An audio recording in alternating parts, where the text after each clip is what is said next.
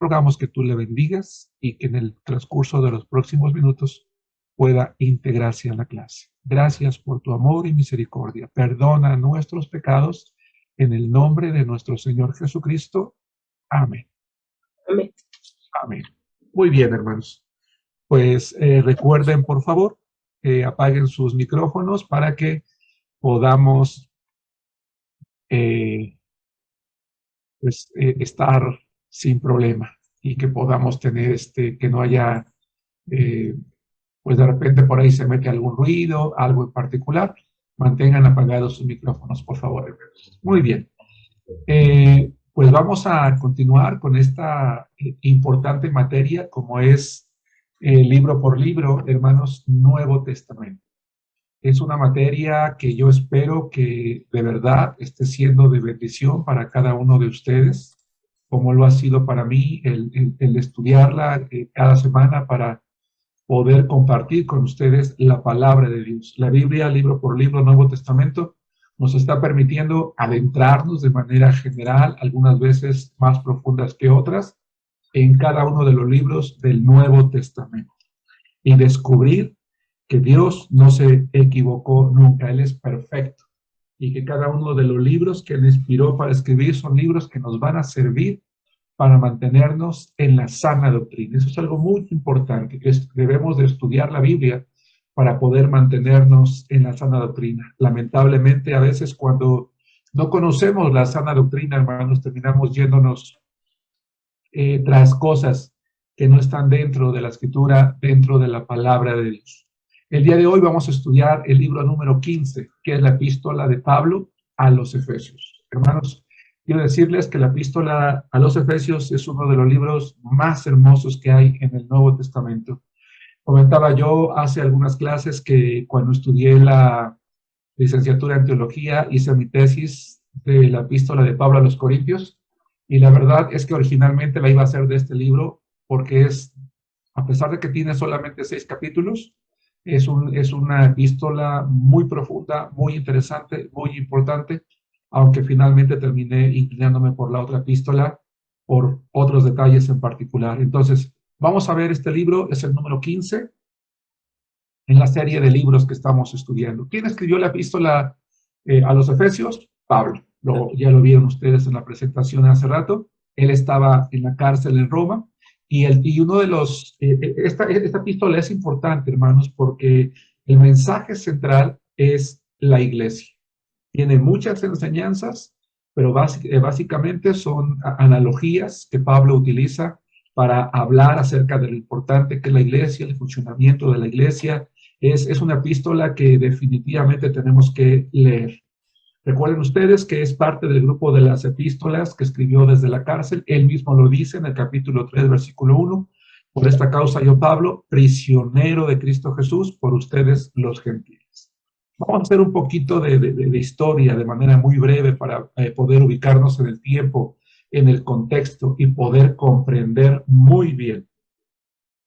Pablo, hermanos, dice la palabra de Dios en el libro de los Hechos, capítulo 18, que él visitó por primera vez, hermanos, este lugar, Éfeso, durante su segundo viaje misionero. Fue un viaje, vamos a llamarle rápido, relámpago, como él acostumbraba prácticamente hacer en la mayoría de los lugares a los cuales él visitaba. Pero la palabra de Dios en el capítulo 19 de Hechos nos dice que en su tercer viaje misionero, él regresa a este lugar y se queda allí por un espacio de 3 años. El único lugar en el que Pablo permaneció un tiempo tan grande fue precisamente, hermanos, en Éfeso. El más cercano es Corinto, donde estuvo 18 meses. ¿Por qué se quedó tanto tiempo Pablo en Éfeso? Bueno, creo yo que fue porque el resultado que tuvo en aquella región, hermanos, fue un resultado realmente preponderante. Fue las circunstancias, eso es muy importante, las circunstancias que él encontró en aquella ciudad, pues eran diferentes. Y él consideró necesario e importante quedarse allí por más tiempo. Por ejemplo, vamos a mencionar algunas, 5 particularmente. ¿Por qué se quedó tanto tiempo en Éfeso? Bueno, primero que nada, porque un gran número de judíos y de griegos se convirtieron a Cristo. El Evangelio fue recibido de una manera hermosa, de una manera inigualable. Una gran cantidad de personas empezó a compartir, a escuchar el Evangelio que Pablo estaba compartiendo. Esa es la segunda razón, no solamente porque un gran número de judíos y griegos se convirtieron, sino porque el Evangelio empezó a extenderse prácticamente, hermanos, por toda el Asia proconsular. Y cómo no quedarse, ¿no? En un lugar donde te das cuenta que el Evangelio se está propagando, se está recibiendo y que ese lugar está sirviendo como punta de lanza, como decimos en México, para que el Evangelio vaya o corra hacia otros lugares. Eso es algo que nosotros no podemos pasar por alto. Cuando las iglesias que nos gusta el trabajo misionero, que en realidad es algo que debe de gustarnos a todos, nos damos cuenta que un lugar pues no funciona, no recibe la palabra, pues vamos y buscamos otro lugar, pero cuando ese lugar nos damos cuenta que no solamente lo está recibiendo, sino que de allí nos está permitiendo ir, pues definitivamente es una localidad en la que tenemos que invertir más tiempo. Pero otra razón también que probablemente hizo que Pablo se quedara, porque, y digo probablemente porque pues Pablo no está aquí para preguntarle, él no nos dice las razones, sino podemos comprenderlas a través del estudio, es que era una provincia donde había personas que acostumbraban practicar el exorcismo, que acostumbraban practicar la magia. Ciertos exorcistas, de hecho, hermanos, intentaron hacer milagros en el nombre de Jesús, a quien Pablo estaba predicando o de quien Pablo estaba predicando. Pero lo más valioso de esto, lo más importante, es que esas personas, esos exorcistas ambulantes, esas personas que practicaban la magia, escucharon el Evangelio de Jesucristo, hicieron una confesión pública de fe e incluso quemaron sus libros de magia.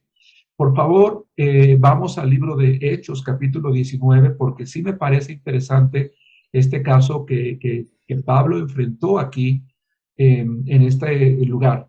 Y les voy a decir por qué. Hechos, capítulo 19, versículo 19. Lamentablemente, hermanos, en nuestro siglo XXI, la magia, la brujería, la hechicería, todo lo que tiene que ver con las artes mágicas ha crecido mucho. Y no solamente en México, yo me atrevo a creer que prácticamente en todas las provincias del mundo, en todas las localidades, esto es algo lamentablemente común. Hace tiempo, hermanos, nuestra iglesia fue a trabajar a un estado de la República, a un lugar en particular donde la gente acostumbraba ir una vez al mes a hacer ritos al diablo. Esa era una costumbre de todo el pueblo. Y nosotros estuvimos allí trabajando, hermanos, varios años compartiendo el Evangelio de Jesucristo y lamentablemente... Sí, hermana, va a bajar. De allí para, apaguen sus micrófonos, por favor. Lamentablemente tenemos que irnos de ese lugar porque pues el Evangelio no fue recibido como nosotros hubiéramos querido que fuera, hermanos, en aquel entonces. Parece que sí, a ver, venga, por favor. Apague ya lo apague, su audio. Y ese es un problema, que a veces cuesta, es algo con lo que cuesta ir. Y Pablo dice, Hechos capítulo 19, versículo 19, asimismo muchos de los que habían practicado la magia trajeron los libros y los quemaron delante de todos y hecha la cuenta de su precio hallaron que era 50,000 piezas de plata, es decir, era una gran cantidad de material, una gran cantidad de libros, y esto nos habla del poder del Evangelio, hermanos. Dice la Biblia en el libro de Romanos que el Evangelio es poder de Dios para salvación. De tal manera que cuando nosotros predicamos el Evangelio, hermanos, tenemos que predicarlo, como ya lo he dicho en varias ocasiones, con esa autoridad, con esa confianza que el Evangelio merece. A veces nos da un poquito de temor predicar la palabra. Yo no sé si tú, antes, por ejemplo, yo tengo 55 años, cuando yo era joven, recuerdo que el que una persona se dedicara a este tipo de prácticas era como que oculto. Era como que tú sabías que en la casa de la esquina o el vecino de al lado hacía limpias o leía las cartas y como que si alguien iba, como que iba escondida, decías, voy a ver a esta persona, pero no le digas a nadie, ¿no? Tú di que vamos a ver a una persona distinta. Y como que no era algo abierto. Pero hoy en día es tan abierto que en los programas de televisión la gente vaya y está leyendo cartas, allí está, tú puedes hablar una línea telefónica y te pueden decir una serie de cosas y de circunstancias. Pero este tipo de personas también necesitan de Cristo, también necesitan el escuchar el Evangelio de la salvación y necesitan muchas veces ser librados de los espíritus demoníacos que han entrado a su cuerpo, a través de los cuales ellos practican la adivinación, a través de los cuales saben cosas que de otra manera ellos no podrían saber. En Filipos, de hecho, hubo otro caso, se los voy a leer para que podamos recordar. Dice Hechos capítulo 16, versículo 16, esta no lo busquen, yo lo voy a leer. Dice: aconteció que mientras íbamos a la oración, nos salió al encuentro una muchacha que tenía espíritu de adivinación, la cual daba gran ganancia a sus amos adivinando. Esta, siguiendo a Pablo y a nosotros, daba voces diciendo: estos hombres son siervos del Dios Altísimo, quienes les anuncian el camino de salvación. Y esto lo hacía por muchos días. Mas desagradando a Pablo, este se volvió y dijo al espíritu, ojo, y dijo al espíritu: te mando en el nombre de Jesucristo que salgas de ella. Y en aquella misma, dice, y salió en aquella misma hora. Y esto es interesante, ¿verdad? Porque no son las personas en sí las que tienen ese poder. Lamentablemente es Satanás utilizando personas, ¿verdad?, que empiezan a introducirse en lo oculto, en lo oscuro, en cosas que no tienen que ver con la palabra de Dios. Es algo muy delicado. En la Biblia, hermanos, desde el Antiguo Testamento, solamente por leer algunos versículos, Levítico 19:31 dice: no te vuelvas a los encantadores, ni a los adivinos, ni los consultes contaminándote con ellos. Yo, Jehová, tu Dios. El versículo 26 dice: y la persona que atendiera encantadores y adivinos para prostituirse tras de ellos, yo pondré mi rostro contra tal persona y la cortaré de entre su pueblo. Jeremías 10:2 dice: así dijo Jehová, no aprendan el camino de las naciones y de las señales del cielo tengan temor, aunque las naciones las teman. Y Pablo sabía que esas personas tenían que escuchar el evangelio y les predicaba entonces con esa autoridad, y cuando fue necesario, ¿verdad?, expulsó esos demonios, liberando así a las personas para que ellas realmente pudieran ser libres a través del evangelio de Jesucristo. Algo también, volviendo a la epístola que nos ocupa, que es la epístola de Pablo a los Efesios, hubo un incidente. El evangelio fue recibido con tanto anhelo, con tanto gozo, que los plateros que vendían templos de la diosa Diana, templos de plata, se dieron cuenta que sus ventas se estaban viendo mermadas, estaban reduciéndose. Eso hizo que ellos causaran un gran alboroto, hubo una alarma general y hubo una gran oposición, en este caso contra Pablo, contra su equipo, y la historia seguramente ustedes la conocen. Y una quinta razón por la cual es probable que Pablo se quedó allí durante más tiempo es porque pudo establecerse una iglesia grande, una iglesia creciente, una iglesia floreciente. Bien, esta epístola de Pablo a los Efesios también es una epístola, hermanos, que tiene una característica.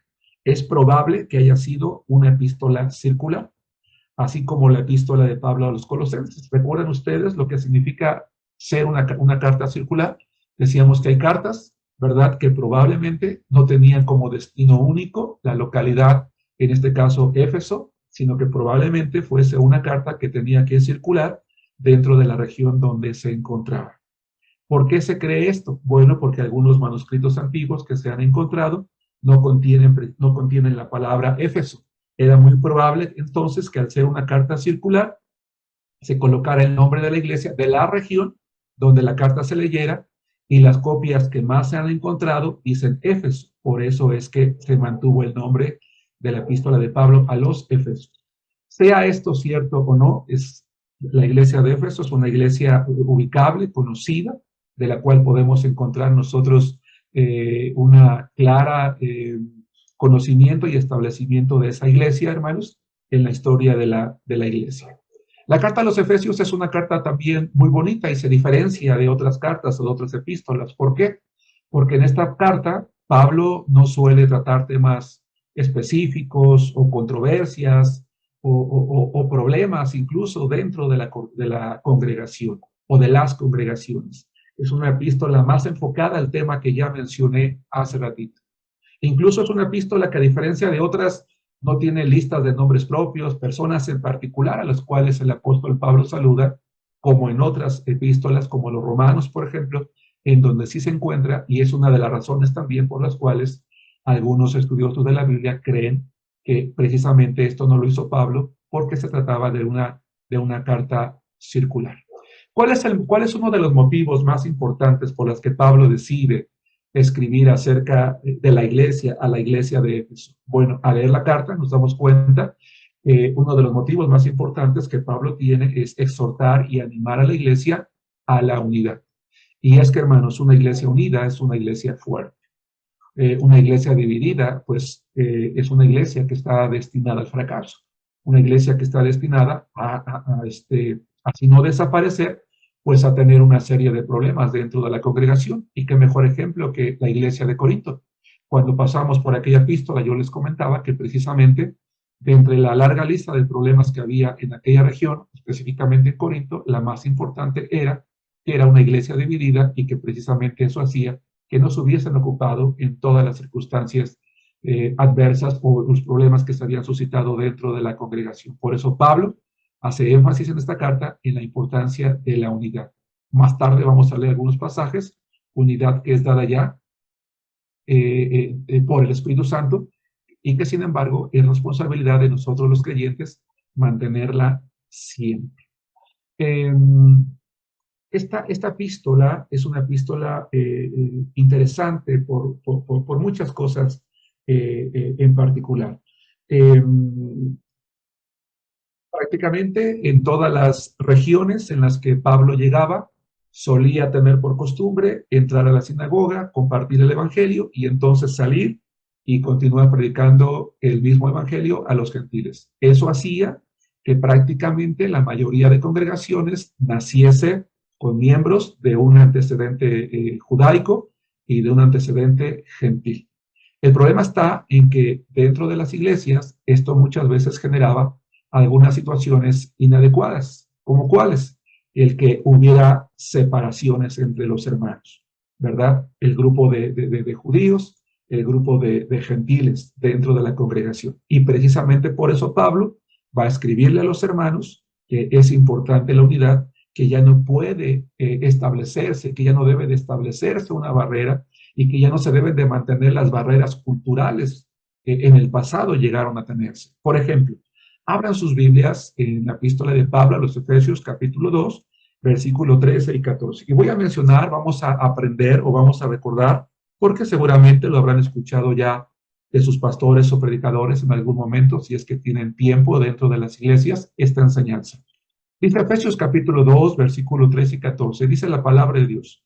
Pero ahora en Cristo Jesús, ustedes que en otro tiempo estaban lejos, han sido hechos cercanos por la sangre de Cristo, porque Él es nuestra paz, que de ambos pueblos hizo uno, derribando la pared intermedia de separación. Vamos a aprender varias cosas interesantes. Dice Pablo a los gentiles, antes ustedes estaban lejanos, ¿de qué? De los pactos, ahora están cerca, ¿por qué? Porque a través de Cristo, a través de su sangre, son hechos cercanos, y con ambos, con judíos, con gentiles, el Señor ha hecho un solo pueblo. Por lo tanto, hay que derribar la pared intermedia de separación que hay culturalmente. Bueno, y la verdad es que no era nada más cultural. En el templo de Jerusalén, literalmente había una barda que se había levantado en la cual estaba el atrio de los gentiles. Hasta allí podía entrar un gentil y más adelante únicamente un judío.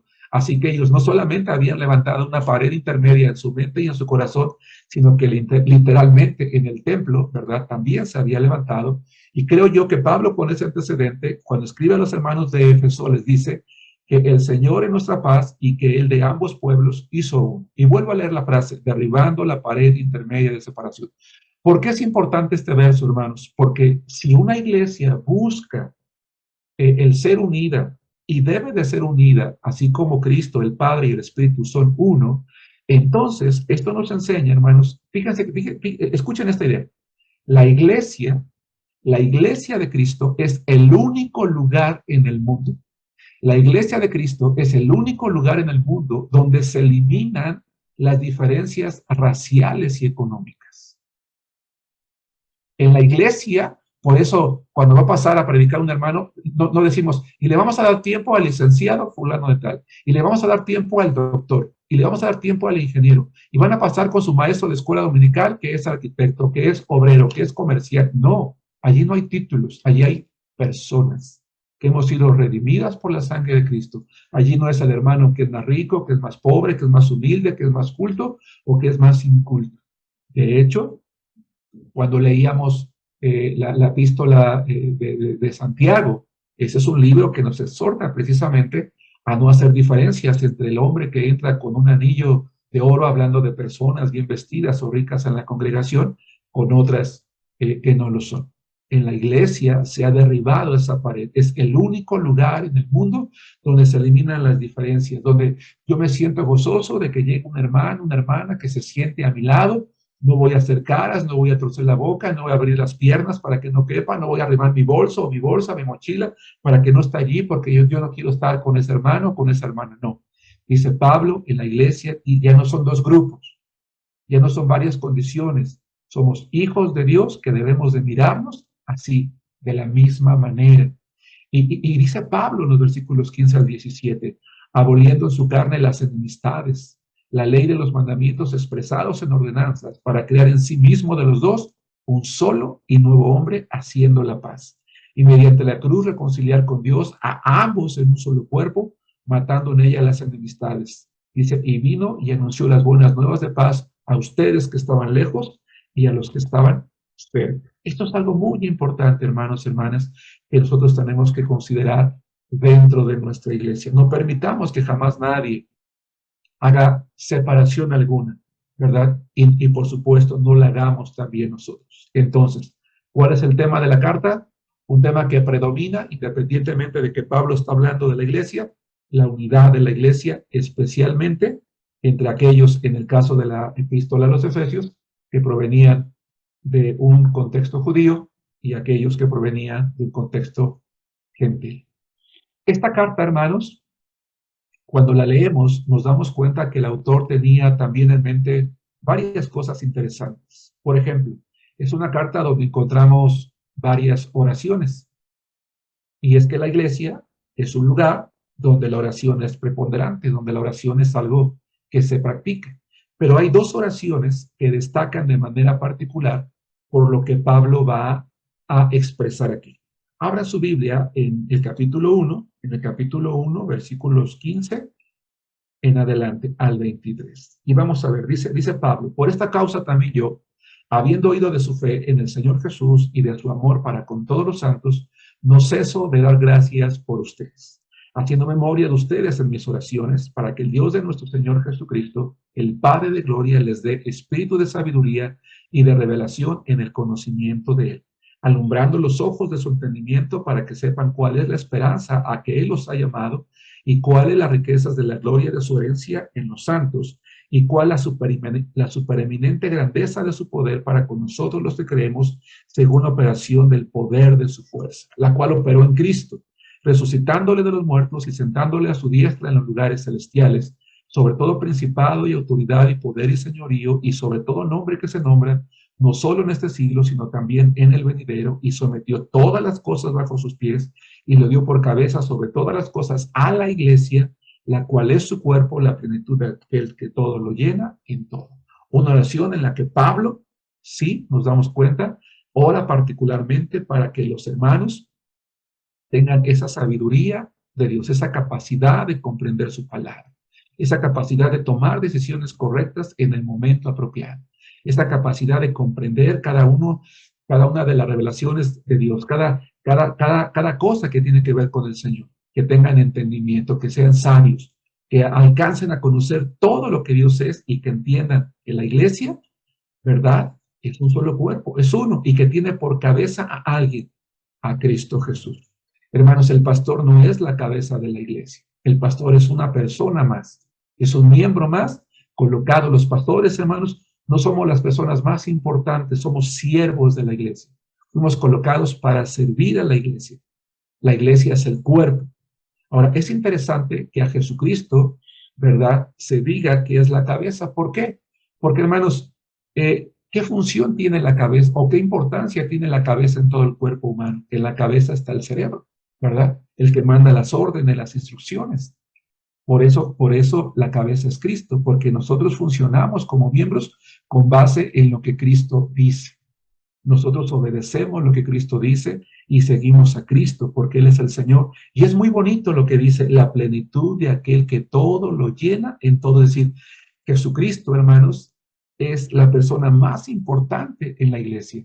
Y cuando la iglesia está congregada, Él está llenando con su presencia, ¿sí? Esa reunión, está bendiciendo con su presencia esa reunión. Es importante que cuando nosotros acudimos a la iglesia, más allá, hermanos, de las instalaciones que utilizamos como templo, porque a lo mejor algunos rentamos una pequeña bodega en algún lugar. A lo mejor alguien ha sido bendecido y tiene un templo grande, bonito, majestuoso. Alguien tiene algo muy simple y muy sencillo. Lo valioso no es el lugar, sino la presencia de quien está allí, y es Cristo. Y por esa razón nosotros tenemos que respetar ese lugar. Por esa razón nosotros tenemos que ser solemnes. Por esa razón tenemos que ser ordenados. Por esa razón tenemos que respetar ese lugar, porque hay alguien que lo está llenando con su presencia. La razón por la que yo tengo que llegar temprano al templo no es para que el pastor no me regañe. No es para que no me digan que no soy flojo. No, es porque allí está el Señor. Me voy a encontrar con Él. Su plenitud está allí con nosotros y es a quien yo voy a honrar y voy a adorar. Seguramente ustedes recordarán cuando Juan escribe el libro de Apocalipsis, ¿verdad? Cuando está escribiendo las cartas, dice que el Señor está caminando, anda en medio de su congregación, en medio de su iglesia. Y eso es lo hermoso. A veces nos desanimamos. Hermano, yo no sé de qué tamaño sea tu iglesia, pero a veces nos desalentamos porque decimos, pues es que mi iglesia está muy chiquita, somos 5 personas, somos 10 personas, mejor me voy a ir a otra más grande, porque allí esa iglesia sí es más bonita, porque allá hay 50, allá hay 100. No, allí está Cristo. Y debe de haber gozo porque está Cristo. Porque Él es la persona valiosa, Él es el que nos une, es nuestro motivo, es la razón de estar allí. Y Pablo oraba para que la iglesia precisamente estuviera unida y comprendiera eso. La segunda oración que destaca en este libro está en el capítulo 3, versículo 14. Pablo era un hombre de oración. Era un hombre que sabía que la oración era lo que podía mover prácticamente, ¿verdad? Todo, porque el poder de Cristo actúa cuando su iglesia ora, pero él sabía que tenía la responsabilidad de orar por la iglesia. Hermano, hermana, cuánto tiempo usas para orar por tu iglesia? Porque, ¿saben? En la iglesia muchas veces habemos personas que somos muy críticas de la iglesia. No, es que la iglesia, el pastor no hace esto. En la iglesia no hacen el otro. Y en mi iglesia falta esto. O sea, está bien, está bien. Yo no digo que no veas lo que falta o lo que no se hace. Pero yo te pregunto, ¿cuánto tiempo oras para que en tu iglesia haya lo que tú ya te diste cuenta que no está? ¿Cuánto tiempo oras para que en tu iglesia haya esa sabiduría, ese conocimiento, esa madurez, ese funcionar como cuerpo de Cristo? Porque, hermanos, ¿saben una cosa? Es muy fácil juzgar. Cualquiera juzga. Pero no cualquiera lucha para que aquello que se juzga exista. Dice Efesios 3:14 en adelante, específicamente hasta el 19. Dice, por esta causa doblo mis rodillas ante el Padre de nuestro Señor Jesucristo, de quien toma nombre toda familia en los cielos y en la tierra, para que les dé, conforme a las riquezas de su gloria, el ser fortalecidos con poder en el hombre interior por su Espíritu, para que habite Cristo por la fe en sus corazones, a fin de que arraigados y cimentados en amor, sean plenamente capaces de comprender con todos los santos cuál sea la anchura, la profundidad, la longitud y la altura. La anchura, la longitud, la profundidad y la altura, y de conocer el amor de Cristo que excede a todo conocimiento, para que sean llenos de toda la plenitud de Dios. Fíjense qué hermoso lo que dice Pablo. Yo quiero que todos sean fuertes en Cristo, que todos estén animados. Hermanos, yo creo que sí ha habido una época en la vida, en esta generación que estamos viviendo, en la que la iglesia ha necesitado de nuestras oraciones, es esta. Porque el COVID trajo tiempos de sufrimiento, de muerte, de pérdidas. Y muchos hermanos de las iglesias pasaron momentos muy dolorosos. Hay familias donde se murió el esposo, la esposa, los hijos, el padre, los hermanos. Y es muy difícil levantarnos. Sí, sí, hermanos. Como hijos de Dios, ¿verdad? Tenemos la fe puesta en Él, pero a veces eso desanima y desalienta. Bueno, afortunadamente tenemos una familia en la fe que está orando para que el Espíritu de Dios que mora en nosotros fortalezca nuestro ser interior. Él sea el que nos dé ganas de levantarnos, que nos dé ganas de vivir, que nos haga ver que hay esperanza en medio de nuestras pérdidas, que sí podemos levantarnos, que aunque de momento creemos que no vamos a poder recuperarnos del dolor o de la economía o de lo que estamos viviendo y vemos un túnel oscuro, podemos saber que al final hay algo bueno porque el Espíritu de Dios nos fortalece. Esa es tu responsabilidad, hermano, hermana.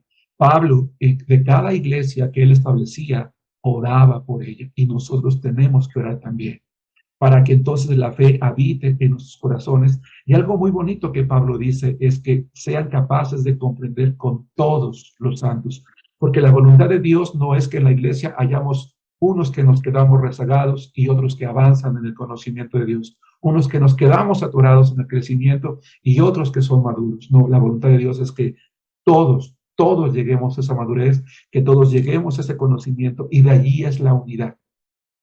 Porque la unidad implica orar no nada más para que el hermano sea fortalecido y crezca, sino para que aprenda, para que lo jales, para que participe, y para que así como cuando tú te preocupas por tu familia, ¿verdad? Porque alguien está sufriendo, batallando, lo hagamos también por la iglesia.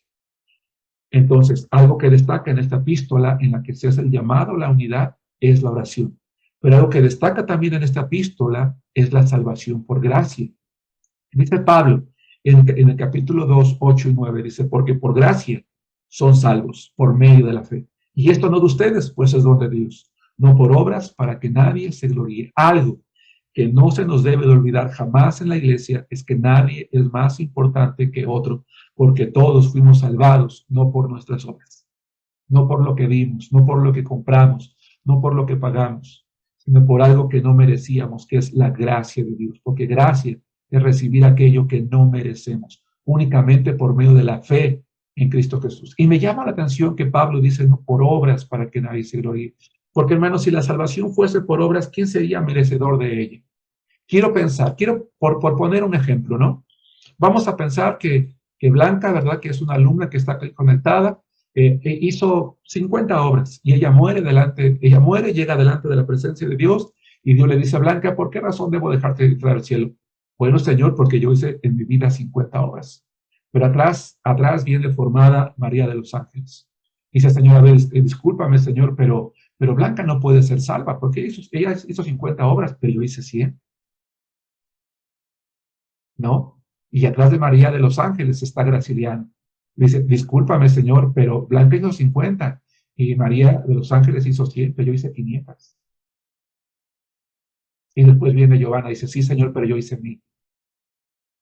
Dice, no por obras, para que nadie se gloríe. Porque además ni siquiera somos capaces de hacer una obra, aunque quisiéramos hacerlo, no hay una obra que sea capaz de redimirnos y de salvarnos. Fue necesaria la obra perfecta de Cristo Jesús. Dice la Biblia en Isaías que nuestras obras son como trapos de inmundicia delante de Dios. Y Pablo quiere que la iglesia recuerde que estamos aquí, que somos parte de una iglesia por gracia. No lo merecíamos, pero estamos allí. Y por eso en alguna otra ocasión Pablo dice, el que se gloría, gloríese en el Señor. Queremos gloriarnos de algo, pues de haber sido rescatados por la sangre de Cristo Jesús. 3, la tercera cosa que vemos nosotros que resalta en esta epístola, la tercera característica a la que Pablo llama, no solamente es a la oración, no solamente es a recordar que es la gracia de Dios por la que están allí, sino como lo dije hace rato, por mantener la unidad. Quiero que leamos lo que dice el capítulo 4, versículos 3, por favor. Dice, solícitos en guardar la unidad del Espíritu. ¿Qué significa eso, la unidad del Espíritu? La que da el Espíritu. Solícitos en guardar la unidad que da el Espíritu en el vínculo de la paz. Hermanos, en estricto sentido, llamo toda su atención, hermanos, en estricto sentido, la iglesia no tiene que preocuparse por la unidad porque ya la dio el Espíritu Santo. El problema es que los cristianos a veces la rompemos porque no asistimos, porque no participamos, porque no oramos, porque no trabajamos, porque nos vamos de la iglesia. Hermanos, yo he aprendido algo y yo quiero compartírtelo a ti. En la iglesia en la que yo soy pastor, yo llegué a los 13 años de edad. Hoy tengo 55. Desde que yo recibí a Cristo en mi corazón, es la única iglesia en la que yo he estado, y a menos que el Señor me lleve a otro lugar, yo pienso morirme allí, o que la iglesia ya no quiera que sea su pastor, por supuesto, ¿verdad? Pero yo espero quedarme allí. Si tú me preguntaras, hermano, ¿algún día ha habido razones para irte de tu iglesia? Sí las ha habido. Tanto ahora que soy pastor como cuando no lo era. Pero hermanos, si la iglesia es el cuerpo de Cristo y es mi familia, a la iglesia no se le abandona. Uno ora por la iglesia, trabaja por la iglesia, ayuna por la iglesia, lucha por su iglesia. Porque, o dime una cosa, tú en tu familia ya te cayó gorda y tú le dices a tu papá y a tu mamá, ¿sabes qué? Tú ya no eres mi papá ni mi mamá, ni ustedes son mi familia, ahora me voy a ir a vivir con los vecinos. ¿Verdad que no? Me voy a buscar una familia más bonita que ustedes para que se les quite, ¿va? Y cuídenme porque me pierden. Y a veces como que manipulamos a la iglesia, ¿no? Ah, pues si no me cuidan, me voy a la iglesia, me voy a otra iglesia. Pero eso sí, me voy a llevar mis diezmos, ¿eh? Pero eso sí, me voy a llevar esto. Y a veces como que queremos hacer así. O algo ya no me gustó, ¿no? Ya no me gustó y no me hablaron, no me saludaron, no oraron por mí, no me asistieron, me voy a otra iglesia. Bueno, seguramente son faltas que lastiman, que no deberían de ocurrir. Pero yo creo que si Dios te llevó a la iglesia es porque tú eres la persona con la cual el Señor iba a cumplir un propósito en esa iglesia. La unidad ya está dada por el Espíritu Santo. Y dice Pablo a los hermanos de Éfeso, ustedes no la rompan. Por eso dice solícitos.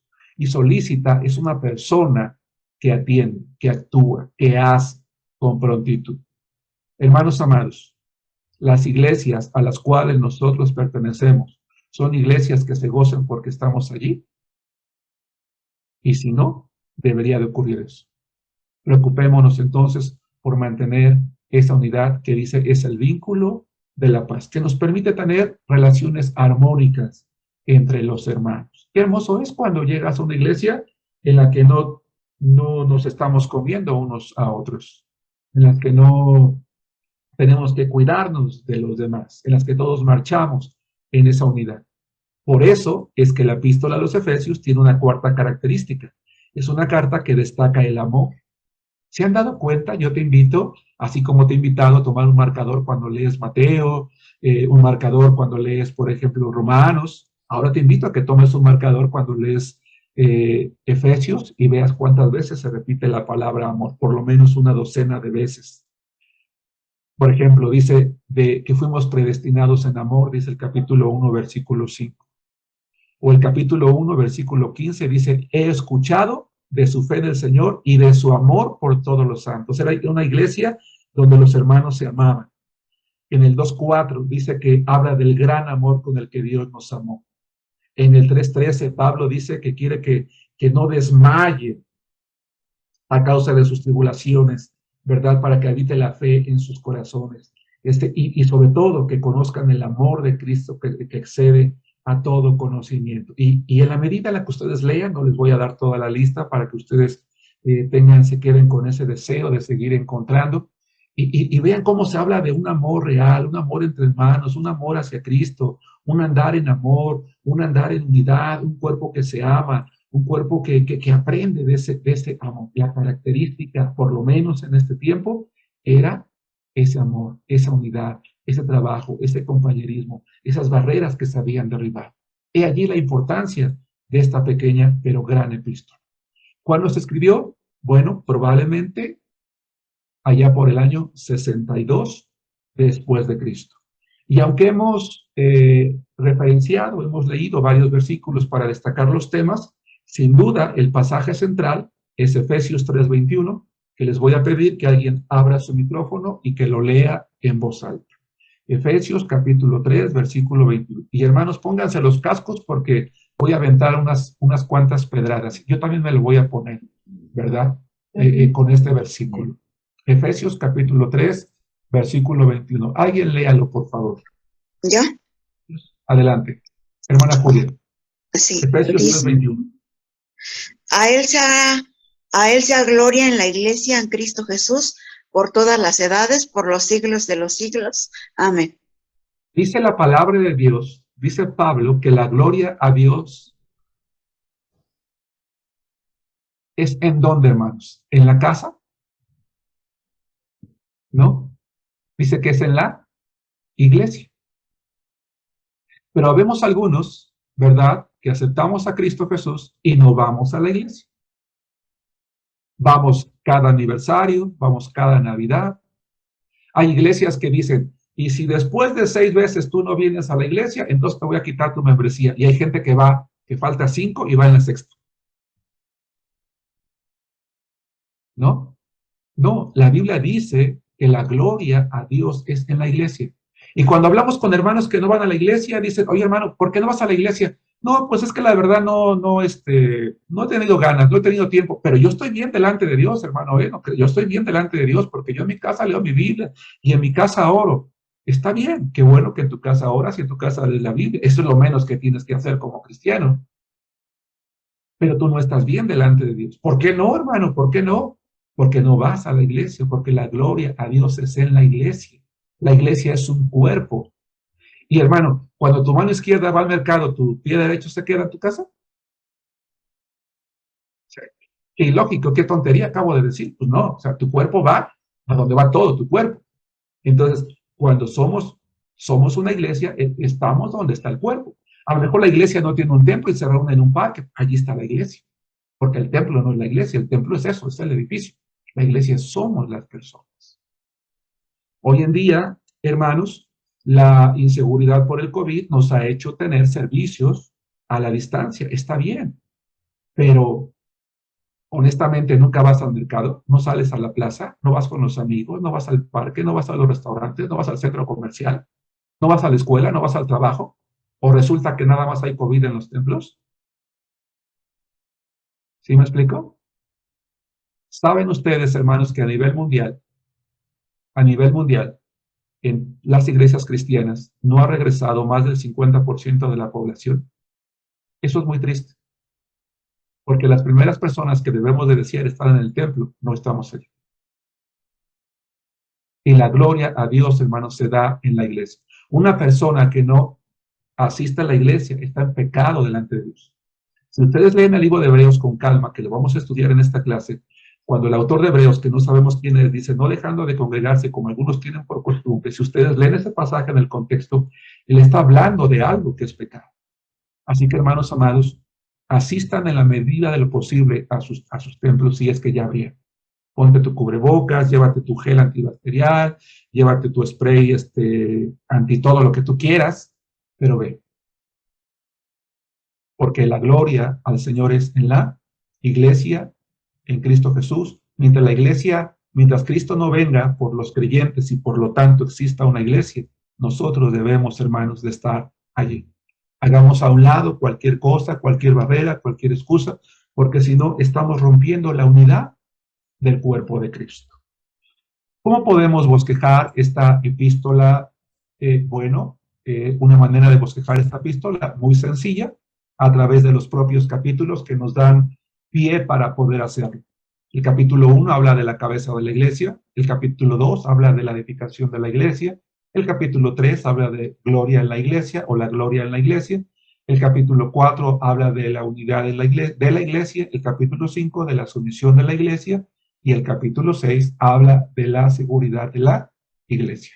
Muy fácil, muy sencillo.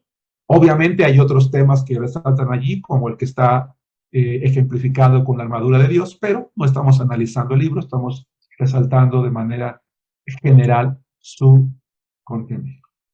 ¿Sí? Bien. El siguiente libro que vamos a estudiar el día de hoy es el número 16 y es la primera epístola de Pedro. Una epístola hermosísima, preciosa, pequeña, pero de un contenido también, hermanos, extraordinario.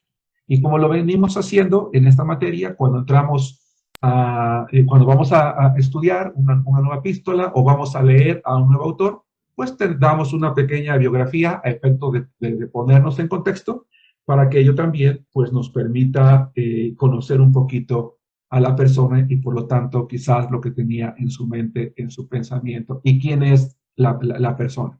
Me atrevo a creer que prácticamente todos los que estamos aquí sabemos quién es el apóstol Pedro, pero vamos a recordar algunos detalles que son de interés o de relevancia. Bueno, primero que nada, tenemos que recordar, hermanos, que Pedro es uno de los apóstoles más conocidos, no más importante, pero sí uno de los más conocidos dentro del grupo de discípulos del Señor Jesucristo. Tan conocido que en el Nuevo Testamento se menciona por lo menos unas 150 veces. Su nombre se menciona por lo menos unas 150 veces, hermanos, en el Nuevo Testamento. Normalmente quien más lo refiere o hace referencia a él es Juan, uno de los autores de la Biblia. Por su nombre, Simón Pedro, más o menos se menciona unas 20 veces. De hecho, Pedro, hermanos, fue uno de los primeros discípulos que fueron llamados por el Señor Jesucristo. Por lo que leemos en los evangelios, entendemos que el apóstol Pedro era originario de la orilla del mar de Galilea, una ciudad llamada Capernaum, algunos dicen que de Betsaida, donde él ejercía junto con su hermano el oficio de pescador. Él tenía esta actividad, pues en el mar de Galilea solía ser esta una actividad muy apropiada, muy propicia, que daba lo suficiente para poder subsistir. Hay algo muy interesante, hermanos, en la vida de Pedro, no sé si ustedes lo han notado, y es el hecho de que Pedro fue llevado a Jesús por su hermano Andrés. Ahora, ustedes dirán, ¿dónde está la relevancia de esto? Bueno, vamos a verla el día de hoy. Voy a leerlos, no lo busquen, voy a leerles el Evangelio de Juan, capítulo 1, versículos 40 al 42. Dice la palabra de Dios en Juan 1, 40 al 42. Andrés, ahí está el nombre de su hermano. Andrés encuentra a Jesús y va por su hermano Pedro. Dice, Andrés, hermano de Simón Pedro, era uno de los dos que habían oído a Juan y habían seguido a Jesús. Halló primero a su hermano Simón y le dijo, hemos hallado al Mesías, que traducido es el Cristo, y le trajo a Jesús. Y mirándole a Jesús dijo, tú eres Simón, hijo de Jonás, tú serás llamado Cefas, que quiere decir Pedro. Qué maravilloso, hermanos, es saber que muchas veces Dios nos utiliza para traer a sus pies a personas que van a llegar a ser tan prominentes como Pedro. ¿Se han dado cuenta que Andrés prácticamente no se menciona en la Biblia? De Andrés no sabemos mucho. En realidad sabemos muy poco. Pero de Pedro prácticamente sabemos casi todo, por quizás no sonar tan exagerado, pero casi todo de Pedro. Es decir, Andrés tomó una decisión extraordinaria en traer a su hermano y llevarlo a los pies de Jesucristo. Eso es lo que tenemos que hacer nosotros. Hermano, hermana, a lo mejor tú y yo no vamos a destacar como Pablo o como Priscila, por ejemplo, en el caso de las hermanas, o una obra tan hermosa como María, la madre de Jesús, un instrumento del Señor, qué sé yo, tantas bellas mujeres que hay en la Biblia u hombres que hay allí. Pero a lo mejor tú y yo un día vamos a traer a alguien, un hombre o una mujer, hermanos, a los brazos de Cristo, que va a llegar a ser una obra hermosa dentro de la congregación, dentro de la iglesia, dentro de los dones y talentos que cada uno puede hacer, sea hombre o sea mujer, ¿verdad? Y eso es algo maravilloso que nosotros podemos ver y eso hace entonces que el nombre de Andrés pues resalte, ¿verdad? Por lo atinado de la decisión de traer a su hermano a los pies de Cristo. Regresamos a Pedro. Pedro, dice la palabra de Dios, que él era un hombre casado. No sabemos el nombre de su esposa, pero él era casado y de hecho él acostumbraba a viajar con su esposa. Por favor, vamos a leer dos pasajes de la Biblia. Les voy a leer Mateo capítulo 8, versículo 14. Dice, vino Jesús a casa de Pedro y vio a la suegra de postrada en cama con fiebre. Hermanos, ¿saben una cosa? Voy a decir una broma, ¿verdad? Pedro sí amaba a su suegra, ¿verdad? Seguramente se puso contento cuando Jesús la sana. Porque Hermanos, algún día escuché un chiste que decía que quién había sido el hombre más feliz sobre la tierra y decían que Adán. Y cuando pregunté por qué, dicen es que Adán no tuvo suegra. Bueno, pero Pedro sí, y sí la quería, hermanos, porque seguramente se gozó, ¿verdad? Cuando el Señor la sana. Pero vuelvo al punto, a la parte seria. Dice 1 Corintios 9:5, no tenemos derecho de traer con nosotros una hermana por mujer, como también los apóstoles y los hermanos del Señor y Cefas. Eso es algo muy bonito, ¿verdad? Pedro aprendió a involucrar a su cónyuge en la obra de Dios, tanto que cuando él viajaba, no me atrevo a decir siempre, pero por lo menos Pablo aquí lo está diciendo, acostumbraba llevar. Sin duda debió de haber sido también una mujer extraordinaria, desconocida por nombre, pero que supo apoyar en este caso la obra de su esposo. Esto implica, ¿verdad?, que el celibato no es algo la Biblia, a lo que la Biblia nos llame. De hecho, Pablo, cuando escribió a los Corintios, dijo, si alguien no tiene el don de continencia, pues mejor es casarse que estarse quemando. No es algo correcto, no es algo bíblico. Los hombres de Dios podemos casarnos, podemos tener una familia, ¿verdad? Porque es algo bueno también, es algo bonito. El nombre por el que primeramente se le conoce a Pedro es Simón, que era su nombre hebreo. El Señor, sin embargo, lo llama Cefas. Y Cefas, hermanos, ¿verdad? Es un nombre griego que significa Pedro. ¿Por qué el Señor decide cambiarle el nombre? Bueno, hay varias conjeturas. Una de las conjeturas más aceptadas es que ese hombre, llamado Simón, es un hombre cuya fe llegaría a ser una fe fuerte, una fe estable como una roca, no como una roca gigante, ¿verdad? Pero el Señor no está pensando en una roca gigante, en una roca pequeña, sino en la textura de una roca que es fuerte, ¿verdad? Que soporta. Pedro llegaría a ser un hombre con una fe, ¿verdad?, importante, con una fe fuerte, no pequeña. ¿Dónde encontramos que el Señor asigna este nombre? En Juan capítulo 1, versículo 42, dice, y le trajo a Jesús, y mirándole Jesús dijo, tú eres Simón, hijo de Jonás, tú serás llamado Cefas, que quiere decir Pedro. Insisto, Pedro llega a tener un lugar destacado entre los discípulos, tanto que encontramos en la Biblia que dentro de los 12 apóstoles, por alguna razón, el Señor tenía un grupo pequeño de 3 de esos 12, con los cuales compartió cosas más íntimas. ¿Por qué tuvo el Señor Jesús ese grupo más íntimo? Es algo que la Biblia no nos dice. Así que todo lo que podemos hacer es conjeturar.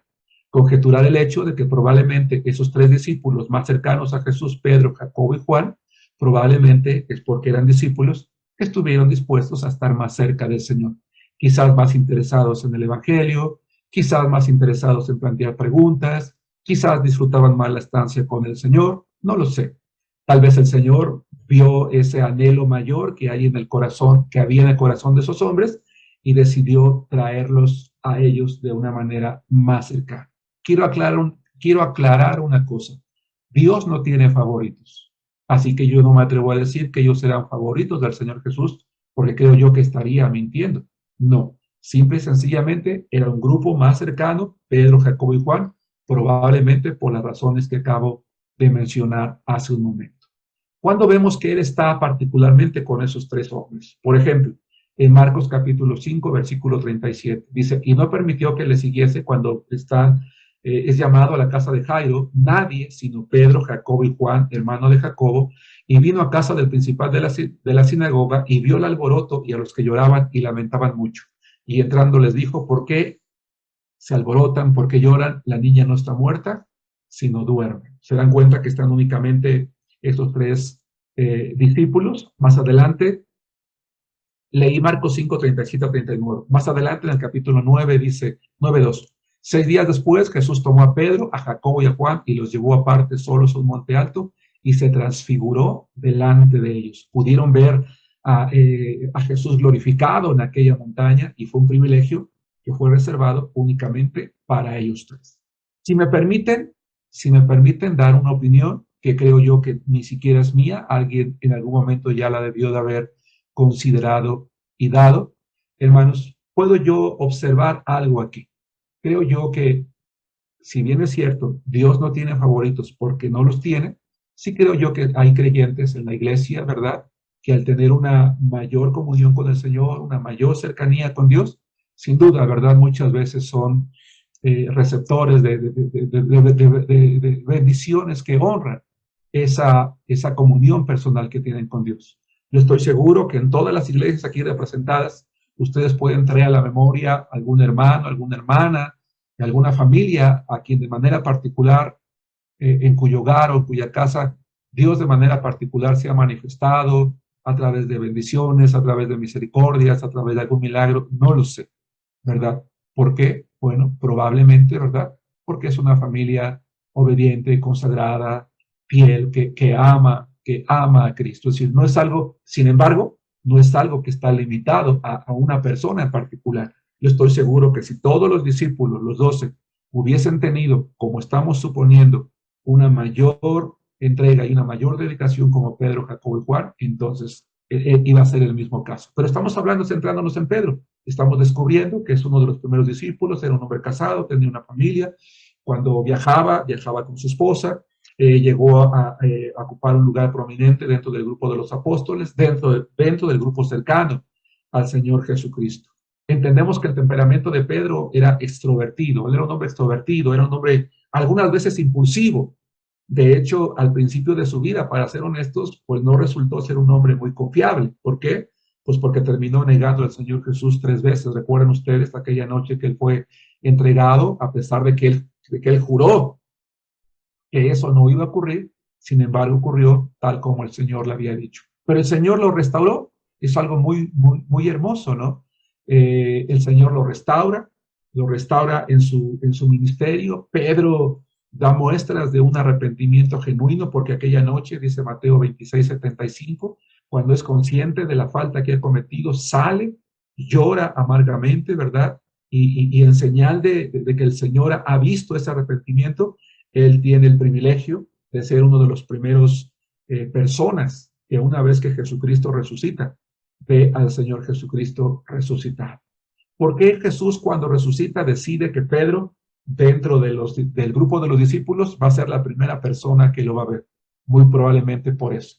Porque el Señor no solamente le dijo que iba a orar para que una vez vuelto confirmara a sus hermanos, sino porque el Señor sabía que aquel hombre realmente se había arrepentido en su corazón y necesitaba escuchar de su maestro probablemente las palabras: no tengo nada contigo. ¿Qué le dijo el Señor en aquella conversación? No lo sabemos. Tal vez le dijo: Pedro, te amo. Tal vez le dijo: te perdono. Tal vez le dijo, qué sé yo.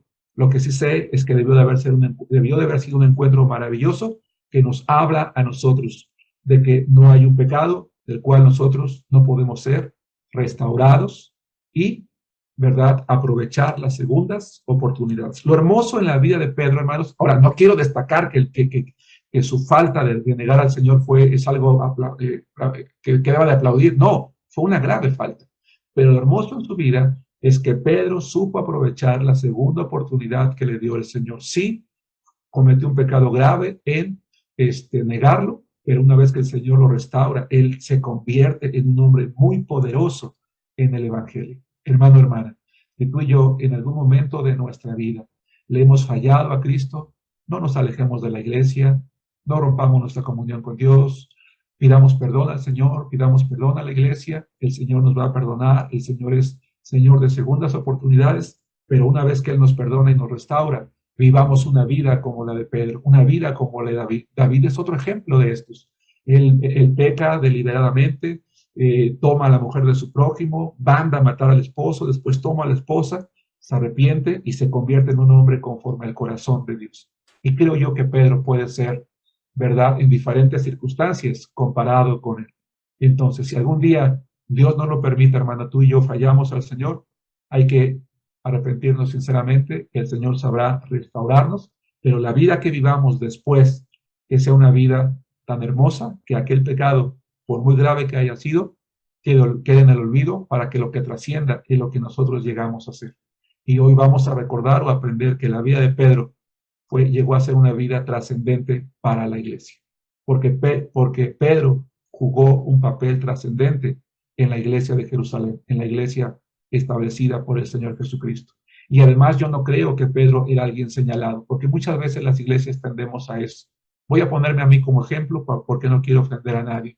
Yo peco y la iglesia me restaura. Y, sí, el hermano Germán, que se acuerdan que el que pecó, el que engañó a su esposa, el que hizo esto, el que hizo el otro. Y muchas veces el hermano que peca y se restaura se convierta en el hermano el que mintió, el que robó, el que defraudó. No, él no era, con el paso del tiempo, él no fue no era Pedro el que negó al Señor, era el apóstol que había sido restaurado y que predicaba con poder la palabra del Señor.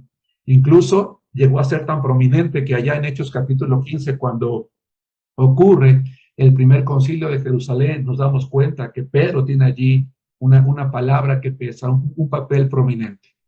Después de los primeros 9 capítulos del libro de Hechos, que es donde encontramos a Pedro y donde él sobresale, ya no sabemos mucho de él. Dice la tradición que Pedro se fue a las provincias de Asia Menor a predicar, y que es allá donde se encontraba, en aquella región, y que desde allí él escribió su epístola. Pero hay algo más que podemos aprender de Pedro. Pedro dejó de ser un hombre impulsivo. Pedro dejó de ser un hombre impulsivo, se convirtió en un hombre prudente, y lo podemos ver en la manera en la que él escribe su carta. Pedro pasa de ser un hombre impulsivo a ser un hombre prudente, a ser un hombre disciplinado y a ser un hombre consagrado. Porque a veces decimos, no, es que este hermano no va a cambiar. No, todos podemos ser cambiados por el Señor. Y Pedro cambió. Fue prudente, fue disciplinado, fue consagrado. E insisto, porque supo aprovechar muy bien la segunda oportunidad que le dio tanto el Señor como la iglesia. Esta carta entonces fue escrita a los creyentes judíos y gentiles de Asia Menor, que con motivo de las persecuciones que se estaban dando, tuvieron que dispersarse entre las regiones, ¿verdad? Porque lamentablemente el emperador Nerón, hermanos, estaba tratando con dureza a los cristianos, y con el tiempo incluso el propio Pedro fue martirizado. Dicen los historiadores que Pedro murió crucificado, ¿verdad? Por órdenes del emperador Nerón. Y esto es algo que desde que yo lo supe por primera vez hace algunos años me llamó la atención. Porque cuando el Señor Jesús le dice a los discípulos que es necesario que él vaya a Jerusalén y sufra a manos de los principales, Pedro le dice, Señor, no vayas, que no te acontezca esa cosa. Y es cuando el Señor lo reprende, se acuerdan ustedes, y les dice, apártate de mí, Satanás, porque me eres tropiezo. Pero más adelante el Señor le dice a Pedro, ¿verdad? El que no toma su cruz, el que no es capaz de tomar su cruz y seguirme, no puede ser mi discípulo. Y qué interesante, ¿verdad? Qué interesante que aquello que Pedro no quería que el Señor que le pasara al Señor, el Señor quiso que Pedro mismo lo viviera en carne propia. Dicen los historiadores que al morir Pedro crucificado, no se sentía digno de morir de esa manera y pidió que fuera colocado de cabeza. Dicen los grandes historiadores como Lactancio, por ejemplo. Lactancio fue un escritor y un apologista cristiano. Él nos relata en su obra acerca de la muerte de los perseguidores, que escribió en el año 318 después de Cristo, lo siguiente, dice, y mientras Nerón reinaba entre el 54 y el 68, se cree que Pedro fue martirizado en el 67, el apóstol Pedro vino a Roma. Cuando Nerón oyó y observó que no solo en Roma, sino en cualquier otro lugar, una gran multitud se rebelaba todos los días contra la adoración de ídolos y condenando sus viejas costumbres, se acercaban a la nueva religión, él, un despreciable y perverso tirano, se apuró para arrasar el templo celestial y destruir la verdadera fe. Él fue el primero en perseguir a los siervos de Dios, él crucificó a Pedro y él mató a Pablo, dice este historiador. Y como él, hay muchos otros. Hay algunos que creen que cuando el Señor Jesús, allá en Juan capítulo 21, versículo 18, se refiere a Pedro, ¿verdad?, de cómo va a ser muerto, creen que es el Señor quien de antemano dice cómo iba a morir ese discípulo. Pedro de Alejandría, él fue obispo de aquella ciudad, él falleció alrededor del 311, él escribió una epístola de nombre sobre la penitencia en la que dice, Pedro, el primero de los apóstoles, habiendo sido apresado a menudo y arrojado a la prisión y tratado con ignominia, finalmente fue crucificado en Roma. Lo mismo dice Orígenes, lo mismo dice San Jerónimo, lo mismo dice Eusebio de Cesarea, etcétera, etcétera. Es decir, hay un registro histórico confiable en el cual nosotros podemos descansar, porque la Biblia no nos da ese detalle final de la manera en cómo muere este apóstol. Es decir, él termina dando la vida tal como en algún momento dado se lo había dicho al Señor Jesús. Es cierto, la primera vez que dio su palabra no lo cumplió, pero una vez que él fue restaurado, él llevó su fe al máximo hasta la muerte. Hay una porción de esta epístola, 1 de Pedro, capítulo 2, que me gustaría que leyéramos, los versículos 9 al 12. Hermanos, quiera Dios que en nuestra iglesia haya muchos Pedros, ¿verdad? Muchos cristianos restaurados y muchos creyentes dispuestos a ir hasta la muerte por causa del evangelio. O que si habemos algunos que en algún momento hemos hecho promesas y no las hemos cumplido, pues es hora de cumplirlas, hermanos, y de ser como Pedro. Dice 1 Pedro capítulo 2, versículo 9, mas ustedes son linaje escogido, real sacerdocio, nación santa, pueblo adquirido por Dios para que anuncien las virtudes de aquel que los llamó de las tinieblas a la luz admirable, a su luz admirable. Ustedes que en otro tiempo no eran pueblo, habla a gentiles, pero que ahora son pueblo de Dios, que en otro tiempo no habían alcanzado misericordia, pero ahora han alcanzado misericordia. Amados, yo les ruego como extranjeros y peregrinos que se abstengan de los deseos carnales que batallan contra el alma, manteniendo buena vuestra manera de vivir entre los gentiles, para que lo que murmuran de ustedes como de malhechores, glorifiquen a Dios en el día de la visitación al considerar sus buenas obras. Dice Pedro, que la vida que se tiene que vivir es una en la que nadie tenga algo para murmurar acerca de nosotros. Y qué interesante que sea Pedro el que escriba eso, porque él había aprendido algo, que lo que había hecho podía haber generado ese tipo de murmuración. Bien, entremos entonces en materia, es decir, a la epístola, porque al final de cuentas lo que estamos estudiando es la epístola y únicamente acabamos de ver una pequeña biografía de su autor para recordar quién es el hombre que está escribiendo este libro. Bueno, pues creo que está de más decir que el autor es Pedro. En cuanto al autor, no sé si ustedes se han dado cuenta que normalmente suelo mencionar dónde se encontraba el autor cuando escribió. Sin embargo, esta epístola hay un poquito de discrepancia en algunos. No se sabe con precisión si la carta realmente fue escrita desde Roma, porque Pedro usa una expresión interesante que es Babilonia. Si ustedes se han dado cuenta, habla de Babilonia. El problema es que la referencia Babilonia es una referencia que, si bien es cierto, en un momento en el tiempo llegó a utilizarse para referirse a Roma, eso no ocurría todavía en la época de Pedro, sino hasta la época de Juan. Es decir, hasta que el Evangelio de Juan, las epístolas de Juan y el Apocalipsis se escribieron. Entonces, por eso algunos estudiosos de la Biblia no creen que esa referencia a Babilonia tenga que ver con Roma. Llegó a usarse, sí, como una analogía a Roma, porque era una ciudad lujosa, dada a la adoración de muchos dioses, corrupta como la Babilonia real que estaba en Mesopotamia. Entonces, de allí que muchos autores no se atreven a aseverar realmente dónde estaba Pedro cuando escribió la epístola.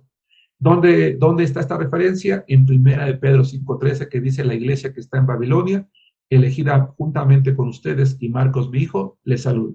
Si es una referencia a la ciudad real, no lo sabemos. Si es una referencia analógica a la ciudad de Roma, no lo sabemos. Lo que sí sabemos es el autor, es un hombre de Dios, un apóstol, alguien identificable perfectamente, y es eso, al final de cuentas, lo que le da el peso a la carta.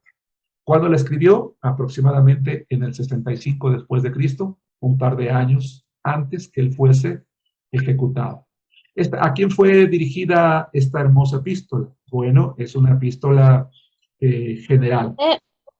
¿Por qué? Porque está dirigida a los creyentes en general que tuvieron que vivir como extranjeros en otras ciudades o países donde estaban siendo a donde tenían que llegar en virtud de la persecución que estaba habiendo por el imperio en aquel tiempo. Particularmente a los que estaban en el Ponto, en Galacia, en Capadocia, en Asia y en Bitinia, como el propio autor, lo refiere en el capítulo 1, versículo 21, específicamente a los creyentes que estaban allí en aquella región. Se cree que la carta fue llevada por Silvano o por Silas, como normalmente lo conocemos, y esto se encuentra en el capítulo 5, versículo 12. Dice, por conducto de Silvano, a quien tengo por hermano fiel, les he escrito brevemente, amonestándolos y testificando que esta es la verdadera gracia de Dios en la cual están. Si ustedes recuerdan, hermanos, Silas era parte del equipo misionero de Pablo, pero aquí Pedro está utilizando a este hombre para llevar esta epístola, lo cual significa que en algún momento estos dos grandes apóstoles se encontraron en el camino, ¿sí? Y que de alguna manera los hombres, las mujeres que eran parte del equipo misionero de Pablo, pues no tenían ningún problema en trabajar con este otro grande apóstol como era el apóstol Pedro, ¿ok? Así que pues es algo interesante también, el estar dispuestos a poder trabajar con otros hermanos cuando la obra lo permite. Déjame decirles, hermanos, que en nuestra iglesia, y aquí hay algunos hermanos de las iglesias con las cuales nuestra iglesia tiene compañerismo, tenemos la bendición, estamos estableciendo otra iglesia en el estado de Tlaxcala, y 4 iglesias nos vamos a unir, hermanos, para poder trabajar juntos, para poder avanzar más rápido.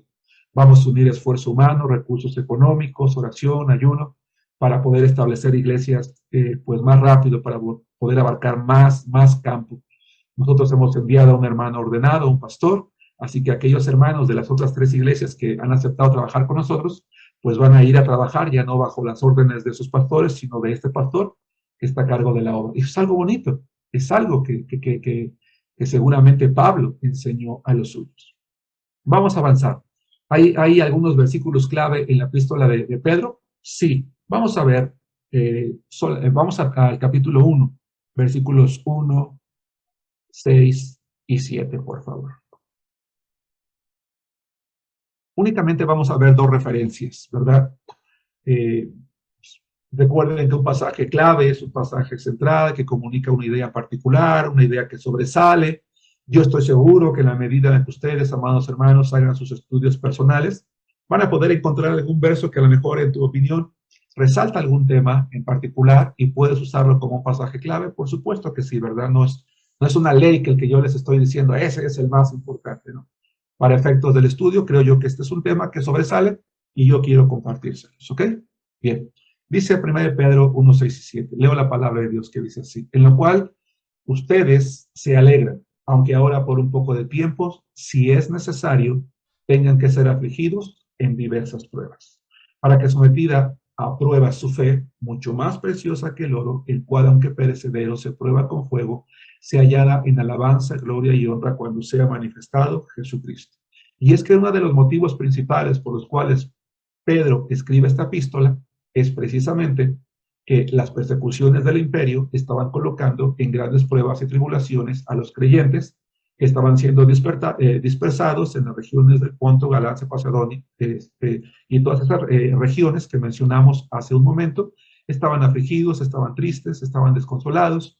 Quizá los creyentes de Bitinia, de Asia, de Galacia, del Ponto, de Capadocia, tal vez podían estar desanimados, tristes, afligidos. Dice el apóstol Pedro, no se preocupen, es necesario que tengan que ser afligidos de esa manera. ¿Para qué? Para probar su fe, porque dice el 7, para que sometida a prueba su fe, mucho más preciosa que el oro, el cual, aunque perecedero, se prueba con fuego, se hallará en alabanza, gloria y honra cuando sea manifestado Jesucristo. Hermanos, ¿qué pasaría, verdad? ¿Qué pasaría si tuvieras tú un anillo de, no sé, 10 quilates? Si tú tienes un anillo de 10 quilates que a lo mejor pesa, no sé, 10 gramos, por poner un peso particular, y lo arrojas al fuego, sí, lo que va a pasar en el fuego es que cuando tú lo saques, obviamente ya no en forma de anillo, sino ya fundido, a lo mejor ya no va a pesar 10 gramos, va a pesar 5. Y dices, bueno, es que ya perdí porque pesaba 10 gramos mi anillo y ahora pesa 5, sí, pero ganó valor, porque los 5 gramos es oro puro, mientras que quizás el otro era una aleación, ¿sí nos damos cuenta? Entonces, ese oro que tú vas a sacar, al ser un oro puro, tiene un mayor valor. Bueno, la fe del creyente, la vida del creyente, muchas veces tiene que ser pasado por el fuego.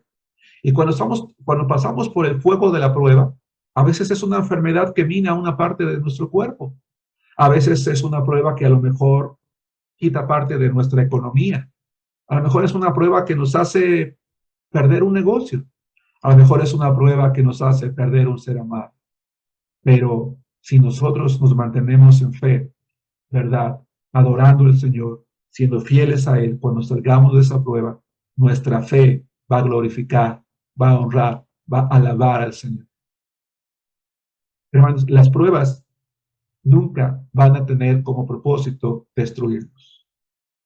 Satanás tiene como propósito a través de la tentación destruirnos, pero Dios a través de las pruebas tiene como propósito hacernos mejores, cristianos más fuertes. Lamentablemente, en muchos casos, las pruebas para muchos de nosotros tienen un efecto contrario. Nos alejamos de Dios, nos alejamos de la iglesia, dejamos de leer, dejamos de orar, nos arrepentimos. En el peor de los casos hay creyentes que murmuran contra Dios, que maldicen a Dios, que apostatan contra Cristo. No es el propósito. Cuestionamos a Dios. No. Lo que Pedro está diciendo es que el oro, aunque perecedero, se acrisola al fuego.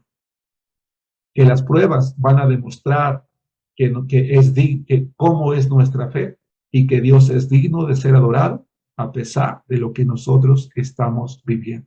Por eso este pasaje es muy importante, por eso es un pasaje central. Hermanos, qué maravilloso. Escucha muy bien lo que voy a decir y qué bueno que se está grabando la sesión. Hermano, qué maravilloso es que Dios nos considere dignos de ser probados. Yo tengo una tesis, no tienes por qué estar de acuerdo conmigo. Mi tesis es que cuando Dios nos prueba, es porque confía en nosotros. Porque cree que tenemos la fuerza suficiente como para salir de ella. Él nos conoce, porque Él ha dicho en su palabra que nunca vamos a ser probados más de lo que podemos resistir. A lo mejor tu prueba a tus ojos es muy grande, hermano, pero Él confía en que tú puedes salir adelante, porque Él no miente y no va a permitir que seas probado más de lo que puedas resistir. No te compares con nadie más, porque tú eres único, tú eres única.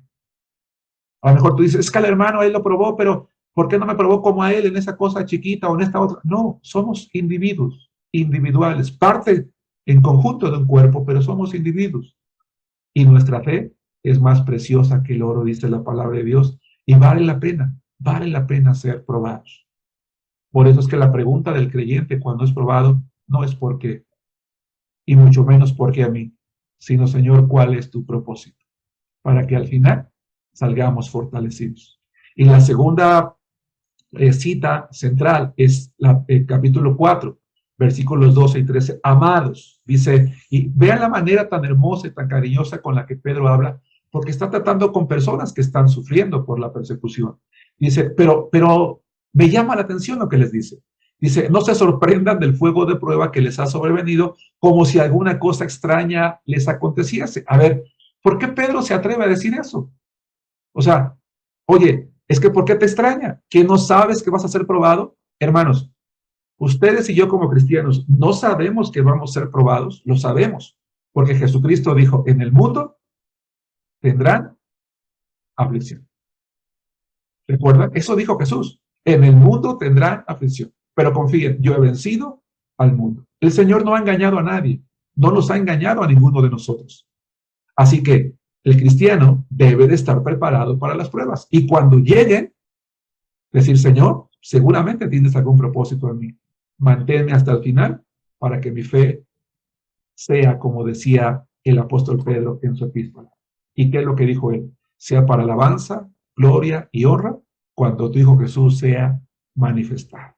Y dice en el versículo 13 algo que también Santiago ya había dicho antes. Dice, sino gócense por cuanto son participantes de los padecimientos de Cristo, para que también en la revelación de su gloria se gocen con gran alegría. Hermano, hermana, todas las lágrimas que tú y yo derramemos hoy van a ser cambiadas en gozo y alegría delante del Señor, porque vamos a comprobar que vale la pena. Vale la pena, hermanos, sufrir por la obra de Dios, ser probados y mantenerse fieles a los caminos de Dios o en los caminos de Cristo. ¿Cómo podemos bosquejar esta epístola? Bueno, podemos hacerlo de una manera también económica, sencilla. Hay una alabanza inicial en el capítulo 1, versículos 1 al 12. Habla de nuestra posición en Cristo, de los capítulos 1, 13 al 2, 10. De nuestra posición en el mundo, de los capítulos 2, 11 al 14, 19. Perdón, al 4, 19, corrijo. 2, 11 al 4, 19. Nuestra posición en la iglesia, capítulo 5, 1 al 11. Y la conclusión de los del capítulo 5, 12 al 14. Bien. Abran sus micrófonos. ¿Alguien tiene alguna duda o alguna pregunta o podemos continuar?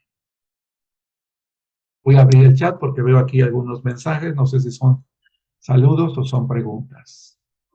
Bueno, yo quiero... ¿Alguna duda o pregunta? Yo quiero preguntar. Mesopotamia y Babilonia es el mismo. Es que Babilonia es una región o es una ciudad que está en una región que se llama Mesopotamia. Es como, por ejemplo, Aguascalientes está en México. Aguascalientes es un estado de un país más grande que es México. Babilonia es una región, ¿verdad? O una ciudad que se encuentra en una región más grande que es Mesopotamia. De ahí supuestamente venía Abraham, ¿no? De Ur de los Caldeos, en aquella región de Mesopotamia, sí, exactamente. Ajá. Sí, gracias. Gracias a usted, hermano. ¿Alguna otra duda o pregunta o comentario? Pastor, si me permite un comentario, pero acerca de Efesios. Sí, hermana, con mucho gusto. Si estoy mal, corríjame, por favor.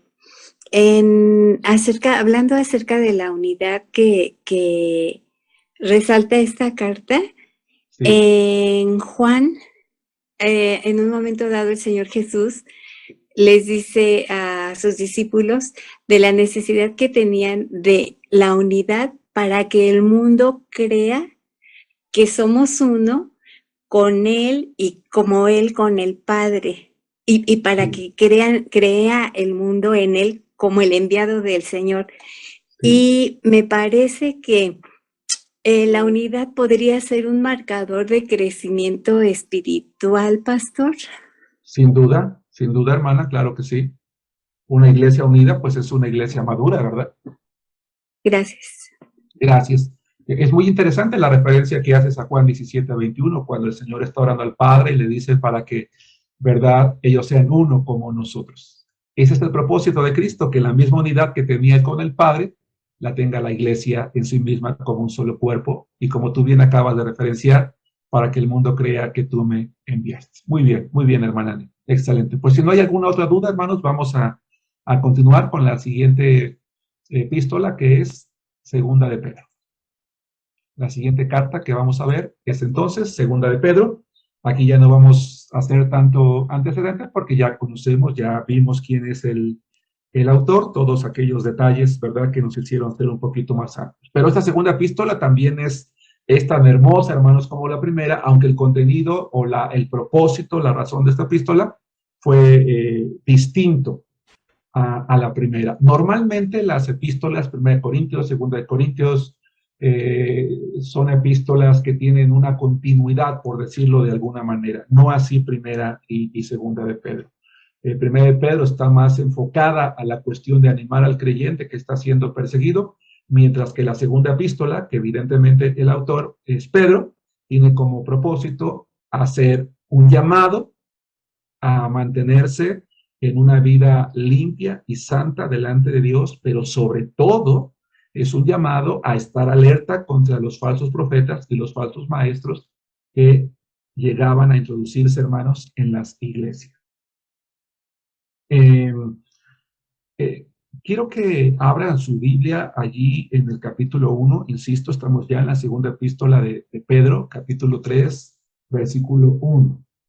Aquí dice lo siguiente: el día del Señor vendrá, dice, amados, esta es la segunda carta que les escribo, y en ambas despierto con exhortación vuestro limpio entendimiento. Si ustedes leen esta epístola, aquí hay una opinión, y yo les comentaba que en virtud de que pues estamos estudiando en un seminario y tratamos de abarcar cosas que a lo mejor en otro momento no es que no son importantes, sino es que no lo mencionamos, algunos comentaristas bíblicos consideran que cuando Pedro dice, esta es la segunda carta que les escribo, no se está refiriendo a la primera que ya estudiamos. ¿Por qué? Porque según el contexto, Pedro está hablando a los hermanos de despertar con exhortación el limpio entendimiento de los hermanos a vivir una vida santa y a vivir una vida consagrada al Señor, una vida de conocimiento y de entendimiento para no dejarse influenciar por las malas doctrinas, por los falsos maestros. Y ese no es el propósito de la primera epístola que nosotros ya estudiamos. Así que hay quien dice que probablemente Pedro escribió otra carta que no llegó a nuestras manos, que no está con nosotros. Pero como no hay una manera de comprobar esto, a pesar de que el contexto nos enseñe que se está refiriendo a ese mismo contenido, ¿verdad? Para efecto nuestro, tenemos una primera epístola que ya estudiamos y tenemos una segunda. Pero es importante que como alumnos del seminario sepan que existe la conjetura de que esa epístola que está referenciando Pedro es otra en la que ya tocaba este punto, que está nuevamente tocando, porque sí, el error doctrinal se estaba propiciando, estaba creciendo entre las iglesias. ¿Cuál es el problema que se estaba suscitando, hermanos, en las regiones o entre los creyentes a los que Pedro está escribiendo? El problema es que el gnosticismo estaba creciendo de una manera notoria. Y toda la influencia gnóstica estaba infectando, por llamarlo de una manera, porque cuando un cuerpo se infecta, es una enfermedad que entra, ¿verdad?, y que tiene la capacidad de propagarse hasta generar una gran pérdida o incluso la muerte si no se atiende. Bueno, cuando un error doctrinal o los falsos maestros entran a la iglesia y no se detiene a tiempo, eso puede llegar a causar un gran daño. No voy a hablar del gnosticismo, puesto que ya cuando estudiamos la epístola a los Colosenses, di una explicación, si no exhaustiva, por lo menos suficiente para que recordemos o sepamos quiénes eran los gnósticos y qué creían, aunque más adelante voy a hacer algunas referencias adicionales. Y es probable que además de los problemas de los falsos maestros, la corriente gnóstica que había llegado a las regiones a las que Pedro escribía era la que tenía la opinión de que no importaba lo que tú hicieras con tu cuerpo, porque lo que hacías con el cuerpo no afectaba al espíritu. Y esto les llevaba a los creyentes a vivir una conducta desordenada o licenciosa delante de Dios. Entonces Pedro hace un llamado a comprender correctamente la sabiduría de Dios, a recordar la necesidad de vivir a la luz del retorno del Señor Jesús. ¿Y cuál es esa luz? Vivir una vida de santidad, una vida en la que refutamos el error, en la que no escuchamos la mentira, los falsos maestros. Si nosotros pudiésemos resumir en pocas palabras el contenido de la primera epístola, diríamos que es una carta de esperanza, de gozo en medio de las pruebas. Pero el contenido de la segunda epístola es un mensaje de exhortación a mantenerse en la santidad y a rechazar el error, la apostasía y los falsos maestros. Vean, un contenido completamente distinto, diferente. ¿Cuándo se escribió la segunda epístola? Bueno, se cree que se escribió en el 67, un par de años después de la primera, seguramente unos meses antes, o estaba muy cerca, muy cerca, la muerte del apóstol Pedro. ¿Cómo sabemos esto? Vayan a la segunda epístola, el capítulo 1, versículos 12 al 14, en la que nos vamos a dar cuenta que el apóstol estaba consciente de que su muerte ya venía. Y quiero volver a hacer énfasis en esto, hermanos. El cristiano de hoy tiene que tener cuidado con las enseñanzas que recibe. A lo mejor tu iglesia es pequeña, a lo mejor tu pastor no es un hombre, a lo mejor los pastores no somos muy elocuentes, muy sabios, y vas a la iglesia de la esquina donde está un doctor en teología, donde está un hombre que predica como Apolos. Pero si tu pastor te está enseñando la sana doctrina, eso es lo que tú tienes que seguir. Hermanos, lamentablemente hoy lo que seguimos son las elocuencias de los hombres muchas veces y menospreciamos a los hombres que Dios ha puesto en nuestras iglesias. Dice 2 de Pedro 1, 12 al 14, por esto yo no dejaré de recordarles siempre estas cosas, aunque ustedes las sepan y estén confirmados en la verdad presente, pues tengo por justo, en tanto que estoy en este cuerpo, el despertarlos con amonestación, sabiendo que en breve debo abandonar el cuerpo como nuestro Señor Jesucristo me ha declarado. Es muy probable que Pedro ya supiera que su muerte era inminente, y por eso dice en el versículo 15 también, yo procuraré con diligencia que después de mi partida, ustedes puedan en todo momento tener memoria de estas cosas. De hecho, si ustedes revisan esta pequeña epístola, se van a dar cuenta que la palabra recordar, tener presente o tener memoria se repite, porque Pedro dice, yo no quiero morir sin antes hacer un último llamado a las iglesias, a tener cuidado y a recordar esas cosas. ¿Cuáles son algunos de los versículos claves de esta epístola? Bueno, el primero, el capítulo 1, versículo 21. Y es muy importante, les voy a decir por qué. Para cuando Pedro escribe esta epístola, como se darán cuenta, ya había una serie de epístolas anteriores. Ya había algunos evangelios, algunas cartas, estamos estudiando la número 17, que es segunda de Pedro. O sea, ya muchas de ellas circulaban, eran conocidas. Y dice Pedro en 1:21, recuerden, estamos en la segunda, porque nunca la profecía fue traída por voluntad humana, sino que los santos hombres de Dios hablaron siendo inspirados por el Espíritu Santo. Es decir, ya a sus manos habían llegado seguramente algunos escritos de Pablo, algunos de esos evangelios. Él conocía a los autores y él está dando, inspirado por el Espíritu Santo, la confianza a los lectores de que lo que les está llegando a la mano es la palabra de Dios.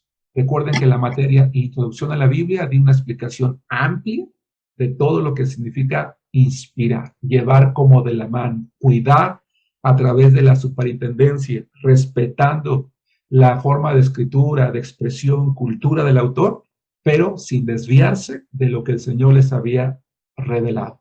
Los inspira para escribir y a nosotros hoy nos ilumina para comprender. El segundo pasaje, entonces esto le da peso. Ahora, también tenemos que comprender una cosa más que también Pablo va a decirle a Timoteo, ¿verdad? Él está refiriéndose a todo lo escrito hasta ese momento, pero sin duda todo lo que venía por escribirse también es inspirado por Dios. Una segunda cita central que es más larga, pero que tiene que ver con el tema central, está en el capítulo 3, a donde les suplico que me acompañen, versículos 1 al 13. Es una cita larga. Normalmente cuando predico me gusta leer citas largas, pero hoy lo quiero hacer por el contenido. Dice, amados, esta es la segunda carta que les escribo y en ambas despierto con exhortación su limpio entendimiento, para que tengan memoria de las palabras que antes han sido dichas por los santos profetas y del mandamiento del Señor y Salvador dado por sus apóstoles. Sabiendo primero esto, que en los postreros días vendrán burladores andando según sus propias concupiscencias y diciendo, ¿dónde está la promesa de su advenimiento? Porque desde el día en que los padres durmieron, todas las cosas permanecen así como desde el principio de la creación. Estos ignoran voluntariamente que en el tiempo antiguo fueron hechos por la palabra de Dios los cielos y también la tierra, que proviene del agua y por el agua subsiste. Por lo cual el mundo de entonces pereció anegado en agua. Pero los cielos y la tierra que existen ahora están reservados por la misma palabra, guardados por el fuego en el día del juicio y de la perdición de los hombres impíos. Mas, oh amados, no ignoren esto, que para con el Señor un día es como 1000 años y 1000 años como un día. El Señor no retarda su promesa, porque algunos estaban preocupados ya. Había burladores que decían, pues ahí está, ¿no? Que el Señor iba a regresar. ¿Dónde está tu Señor? Te mintió. Dice, el Señor no retarda su promesa, según algunos la tienen por tardanza, sino que es paciente para con nosotros, no queriendo que ninguno perezca, sino que todos procedan al arrepentimiento. ¿Por qué no ha venido Cristo, hermanos? Bueno, no solamente porque Él tiene tiempos determinados, porque Él no está sujeto al tiempo como nosotros. Pero la razón más importante es porque quiere que todo el mundo le conozca y proceda al arrepentimiento. Así que no te desesperes, hermano. A lo mejor tú y yo no lo vamos a ver, a lo mejor lo van a ver nuestros nietos o bisnietos, pero podemos estar seguros, Él va a venir. El día del Señor vendrá como ladrón en la noche, en el cual los cielos pasarán con gran estruendo y los elementos ardiendo serán deshechos y la tierra y las obras que en ella hay serán quemadas.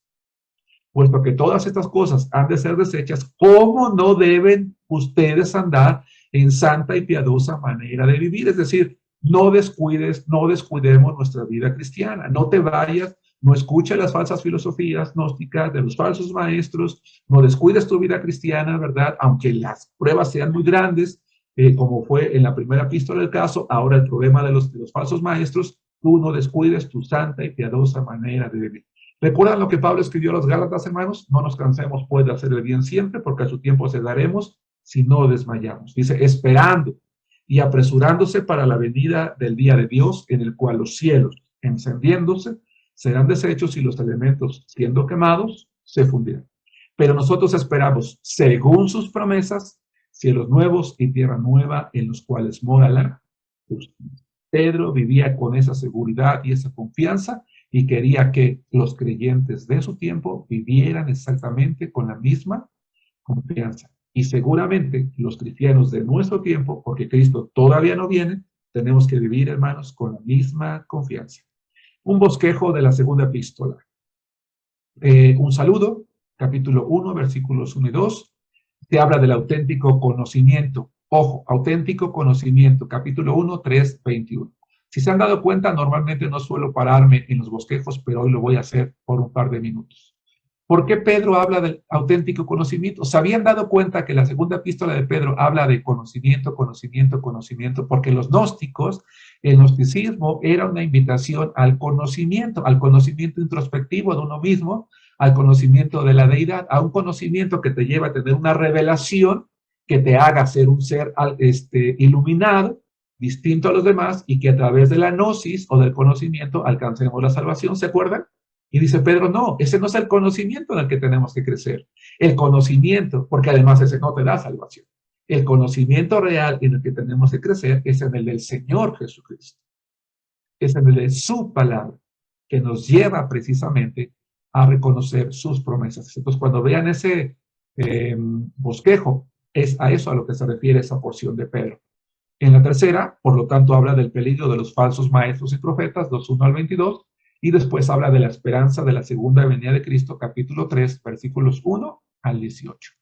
¿Se han dado cuenta, hermanos, que los apóstoles Pedro y Pablo, y por supuesto Juan, cuando quieren animar a las iglesias o a sus lectores, lo hacen con base en la segunda venida de Cristo? Es decir, los creyentes normalmente nos animamos diciendo, hermano, échale ganas, mira, vienen tiempos mejores, hermano, no te desanimes, pues mira, esto va a pasar pronto y pues un día vas a estar mejor. Y como que nos animamos con una vista muy corta, honestamente. Pero los apóstoles no se animaban diciéndole, échale ganas, mira, esto se va a terminar pronto. No, decían, sé fiel, porque mira, cuando estemos con el Señor, allí vamos a ver cumplidas sus promesas. Es decir, nuestra fe. Es más, cuando Pablo escribe a Timoteo, dice, echa mano de la vida eterna. Porque honestamente, hermanos, hay veces en que no encontramos palabras para animar a un creyente, porque lo que está viviendo está tremendo. Pero hay algo que lo supera y es la esperanza de la venida de Cristo. ¿Qué me debe de motivar para dejar de oír falsas enseñanzas, falsas filosofías, vivir la vida cristiana? O si me regreso a la primera epístola, soportar las pruebas, que el Señor viene, que voy a estar con Él, que Él va a cumplir su promesa, que Él no falla, que aunque otros se burlen de mí, ¿verdad? Porque he esperado demasiado tiempo, es porque el Señor está esperando que todo el mundo venga al arrepentimiento. Y eso es lo hermoso de Dios, porque Él quiere que todas sus criaturas, que todos los seres humanos, vengamos al conocimiento de su palabra. Muy bien. Siguiente carta o epístola, la número 18, la epístola o la carta de Judas. Una carta muy pequeñita, pero muy valiosa también en su contenido. Vamos a conocer rápidamente, o tenemos tiempo. Vamos ¿Pastor? a informar rápida, Raquel. Sí, disculpe. Tienes dos teléfonos Ya, prendidos. ya. Uno. Oiga, una pregunta, pastor. En el bosquejo de segunda de Pedro, dice que el capítulo 3 al versículo 21. No quise dejarlo al final porque si no ya no me iba a acordar. Entonces, Ajá. me puede apoyar en eso porque no tiene versículo 21. Es llega hasta el 18, pastor. 18, corrija 18, por favor. Gracias, hermana. Gracias. ¿Otra pregunta? ¿No? Ok. Judas. Vamos a recordar quién es Judas. Judas, hermanos, es el autor de esta epístola. Él es el medio hermano del Señor Jesús, igual que Jacobo o Santiago. Recordemos nosotros, hermanos, dice el Evangelio de Juan, capítulo 7, versículo 5, que ni aun sus hermanos creían en él. Por lo que dicen los evangelios, ni Jacobo ni Judas creyeron en el Señor Jesús mientras él estaba en vida. Es muy probablemente que fue el evento de la resurrección de Jesucristo la que llevó al convencimiento a sus hermanos de que él, como dijo el soldado que estaba al pie de la cruz, verdaderamente era el Hijo de Dios. Judas mismo se presenta en el capítulo 1, o en este único capítulo, versículo 1, diciendo: Judas, siervo de Jesucristo y hermano de Jacobo, a los llamados santificados en Dios Padre y guardados en Jesucristo. Veamos la manera en cómo se presenta este hombre. Dice, siervo de Jesucristo. Algo muy bonito, ¿verdad? Aquello que en el pasado ellos habían rechazado, seguramente, insisto, el evento de la resurrección vino a hacer un parteaguas en la vida de su familia, al punto de que creen en él, y 2 de sus hermanos, por lo menos, se convierten. Jacobo ya lo dije en varias ocasiones, y ahora vamos a hablar de Judas. Tristemente, hoy en día este hombre es reverenciado equivocadamente como un santo que no tiene nada que ver con lo que la gente cree hoy, ¿verdad? O por lo menos no con lo que la Biblia enseña acerca de él o lo que él escribe. Es interesante, insisto, él únicamente se identifica ni siquiera como hermano del Señor, sino como un siervo del Señor. En la Biblia solo había un Jacobo o un Santiago con el cual se puede referenciar, y es precisamente el cual acabo de mencionar. Dice Gálatas capítulo 1, versículo 9, dice, pero no vi a ningún otro de los apóstoles, sino a Jacobo, el hermano del Señor. Dice Hechos 15, 13, y cuando ellos callaron, Jacobo respondió diciendo, varones hermanos, oíd. Es a este Jacobo al que se refiere este autor llamado Judas. Él es mencionado por su nombre, hermanos, en algunos evangelios, como Mateo 13, 55. Dice, ¿no es este el hijo del carpintero? ¿No se llama a su madre María y sus hermanos Jacobo, José, Simón y Judas? Dice, leí Mateo 13, 55. Dice Marcos 6, 3. ¿No es este el carpintero, hijo de María, hermano de Jacobo, de José, de Judas y de Simón? ¿No están también aquí con nosotros sus hermanas? Y se escandalizaban de él. Déjenme decirles, hermanos, que, porque es importante que lo sepan, que algunos estudiosos creen que este Judas se refiere más bien a Judas Tadeo o Leveo, como es llamado en Mateo 10, 2 al 3. Pero esta es algo imposible, no es, que no es correcto, pero probablemente por ahí en alguna lectura a efectos de justificar que Jesús no tenía hermanos, que se refiere a un Judas completamente distinto. Recordemos, hermanos, que lejos de pensar que María, la madre de Jesús, llegó a ser una menor mujer por haber tenido más hijos con su marido, es equivocado. Ella fue un instrumento hermosísimo en las manos de Dios, que cumplió con el propósito para el cual Dios la usó. Sé que la palabra quizás puede sonar un poco fuerte, ¿verdad? Usó su cuerpo para ser el instrumento en el cual su Hijo Jesucristo fuese concebido, creciera. Tuvo el privilegio de educar al Hijo de Dios. Y cuando esto ocurre y tiene a su hijo, ¿verdad? Ella es la esposa legal de su esposo José. El que haya tenido más hijos fue una bendición, ¿verdad? Una bendición para ella que no le quita ni la honra, ni la bendición, ni el privilegio que tuvo de ser la madre del Señor Jesús. Pero vuelvo entonces a la epístola. La epístola fue escrita aproximadamente en el 67 después de Cristo. Judas tiene un versículo muy parecido muy, muy parecido a uno que se encuentra en la segunda epístola de Pedro, capítulo 3, versículo 3, y es tan parecido que voy a leer ambos. Voy a leer primero segunda de Pedro 3:3, que dice, sabiendo primero esto, que en los postreros días vendrán burladores andando según sus propias concupiscencias. Y Judas 18 dice los que os decían, en el postrer tiempo habrá burladores que andarán según sus malvados deseos. ¿Por qué hago esta referencia? Porque es probable que cuando Judas se refiere a los que les decían, que él haya leído la epístola de Pedro, y que al leer la epístola de Pedro, ¿verdad?, él fuera motivado por el Espíritu Santo a escribir esta epístola, él también, ¿verdad?, con un propósito no igual, pero semejante, y que no tiene ningún problema, ningún empacho en hacer una referencia que ella hubiese leído en otra epístola, en este caso, la de Pedro. Si es este el caso, evidentemente no hay ningún problema, no le quita mérito a su carta. Pero si no es el caso, finalmente él está siendo inspirado por el Espíritu Santo para escribir a personas distintas y entonces habría validez. Pero como hay una similitud que es notable, bueno, es importante que la conozcamos. ¿A quién destina su epístola o la carta de Judas? Bueno, es probable que él escribió a no una iglesia en particular. Es una epístola general, así que probablemente él escribió a más de una iglesia. De hecho, él simplemente dice en el versículo 1, Judas, siervo de Jesucristo y hermano de Jacobo, dice a los llamados. Eso lo hace una epístola general, porque no se dice específicamente a quién.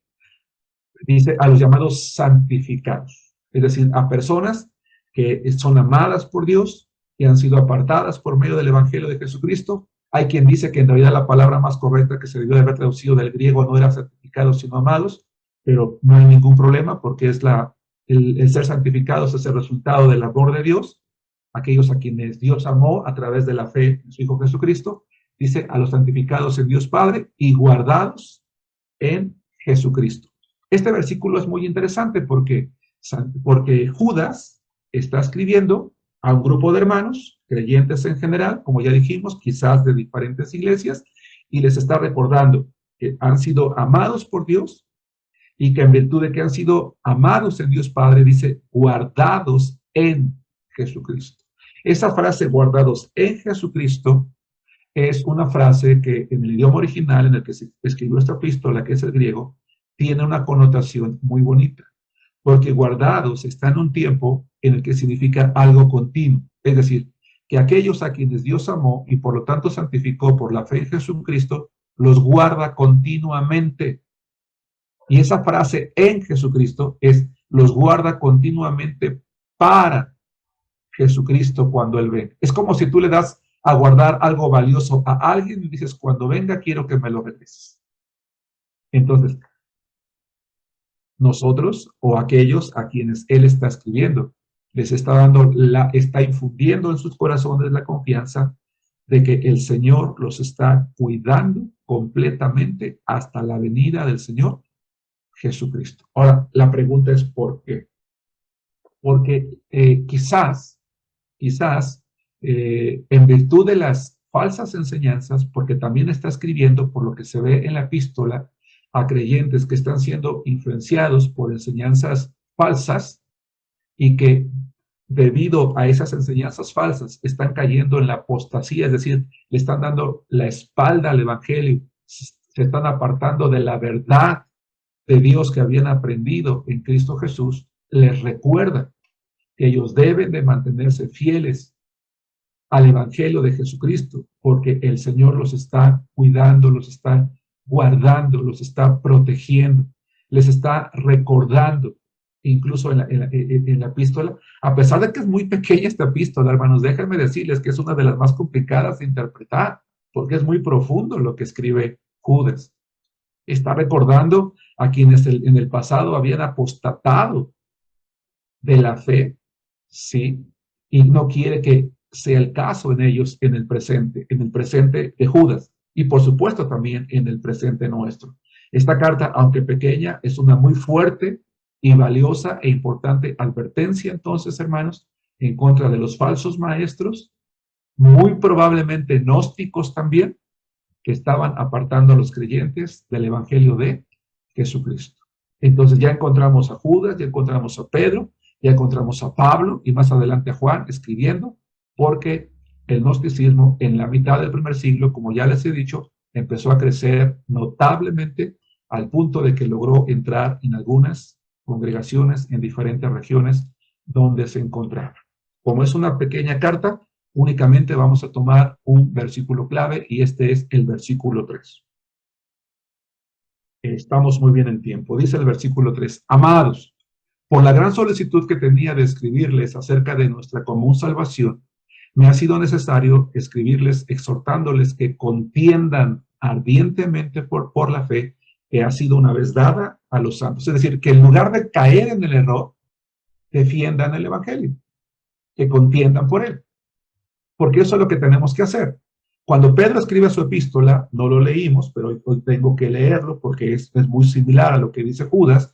Dice 1 Pedro 3:15, sino santificad a Dios el Señor en sus corazones, o santifiquen a Dios el Señor en sus corazones, y estén siempre preparados para presentar defensa con mansedumbre y reverencia ante todo el que les demande razón de la esperanza que hay en ustedes. El cristiano es una persona que ha sido llamada por Dios a conocer la Biblia. A lo mejor nadie de los que estamos aquí somos especialistas en la Biblia, pero somos llamados a estudiarla, a conocerla de una manera tan profunda que no toque una persona un día en la semana y resulta que nos vamos con ella tras la mentira que enseña. No, que tengamos la capacidad de contender. Ahora, ojo, el evangelio y la doctrina no es algo para discutir con la gente. No, pero sí hay un momento en que hay que defender lo que la Biblia enseña, la doctrina, la palabra de Dios. Y eso es lo que está, ese es el llamado que está haciendo el autor de este libro. Muy bien. Vamos a terminar la clase viendo también un pequeño bosquejo de esta importantísima epístola. Primero que nada, hay un saludo en los versos 1 y 2. Se habla de los falsos maestros en los versos 3 y 4. Una descripción de los falsos maestros en los versículos 8 al 16, la resistencia de los falsos maestros, 17 al 23, y una doxología de los versículos 24 al 25. Judas, ¿verdad? En una epístola tan pequeña, pues la cierra con un acto de adoración a Dios. Eso es una doxología. Muy bien, hermanos. ¿Una duda, una pregunta, algún comentario? Este es el momento. Yo, pastor. Sí, Lucía. Algo que me acabo de dar cuenta ahorita es que, por ejemplo, cada uno de los libros tiene, dice, por ejemplo, segunda epístola de San Juan Apóstol, tercera epístola de San Juan Apóstol, pero esta dice la epístola universal de San Juan Apóstol. Sé que en la antigüedad así no estaban titulados los libros, ¿verdad? Pero no sé si usted pudiera explicarnos por qué algunos libros de la Biblia están hacia aquí. Por ejemplo, de San Juan Apóstol, la primera epístola sí dice Epístola Universal de San Juan Apóstol. ¿Por qué tendrán esa connotación? Porque es una indicación de las casas editoriales para hacer referencia a qué es eso, una epístola general, una epístola para todos. El término universal es una epístola para todos, en los cuales también estamos incluidos nosotros. En su momento, algunas epístolas, yo mencionaba hace rato, ¿no? Comentaba, por ejemplo, algunas cartas circulares, como la de Éfeso, por ejemplo, o la de Colosas. Pero una epístola general, por ejemplo, es esta que una carta general, esta que acabamos de leer de Judas.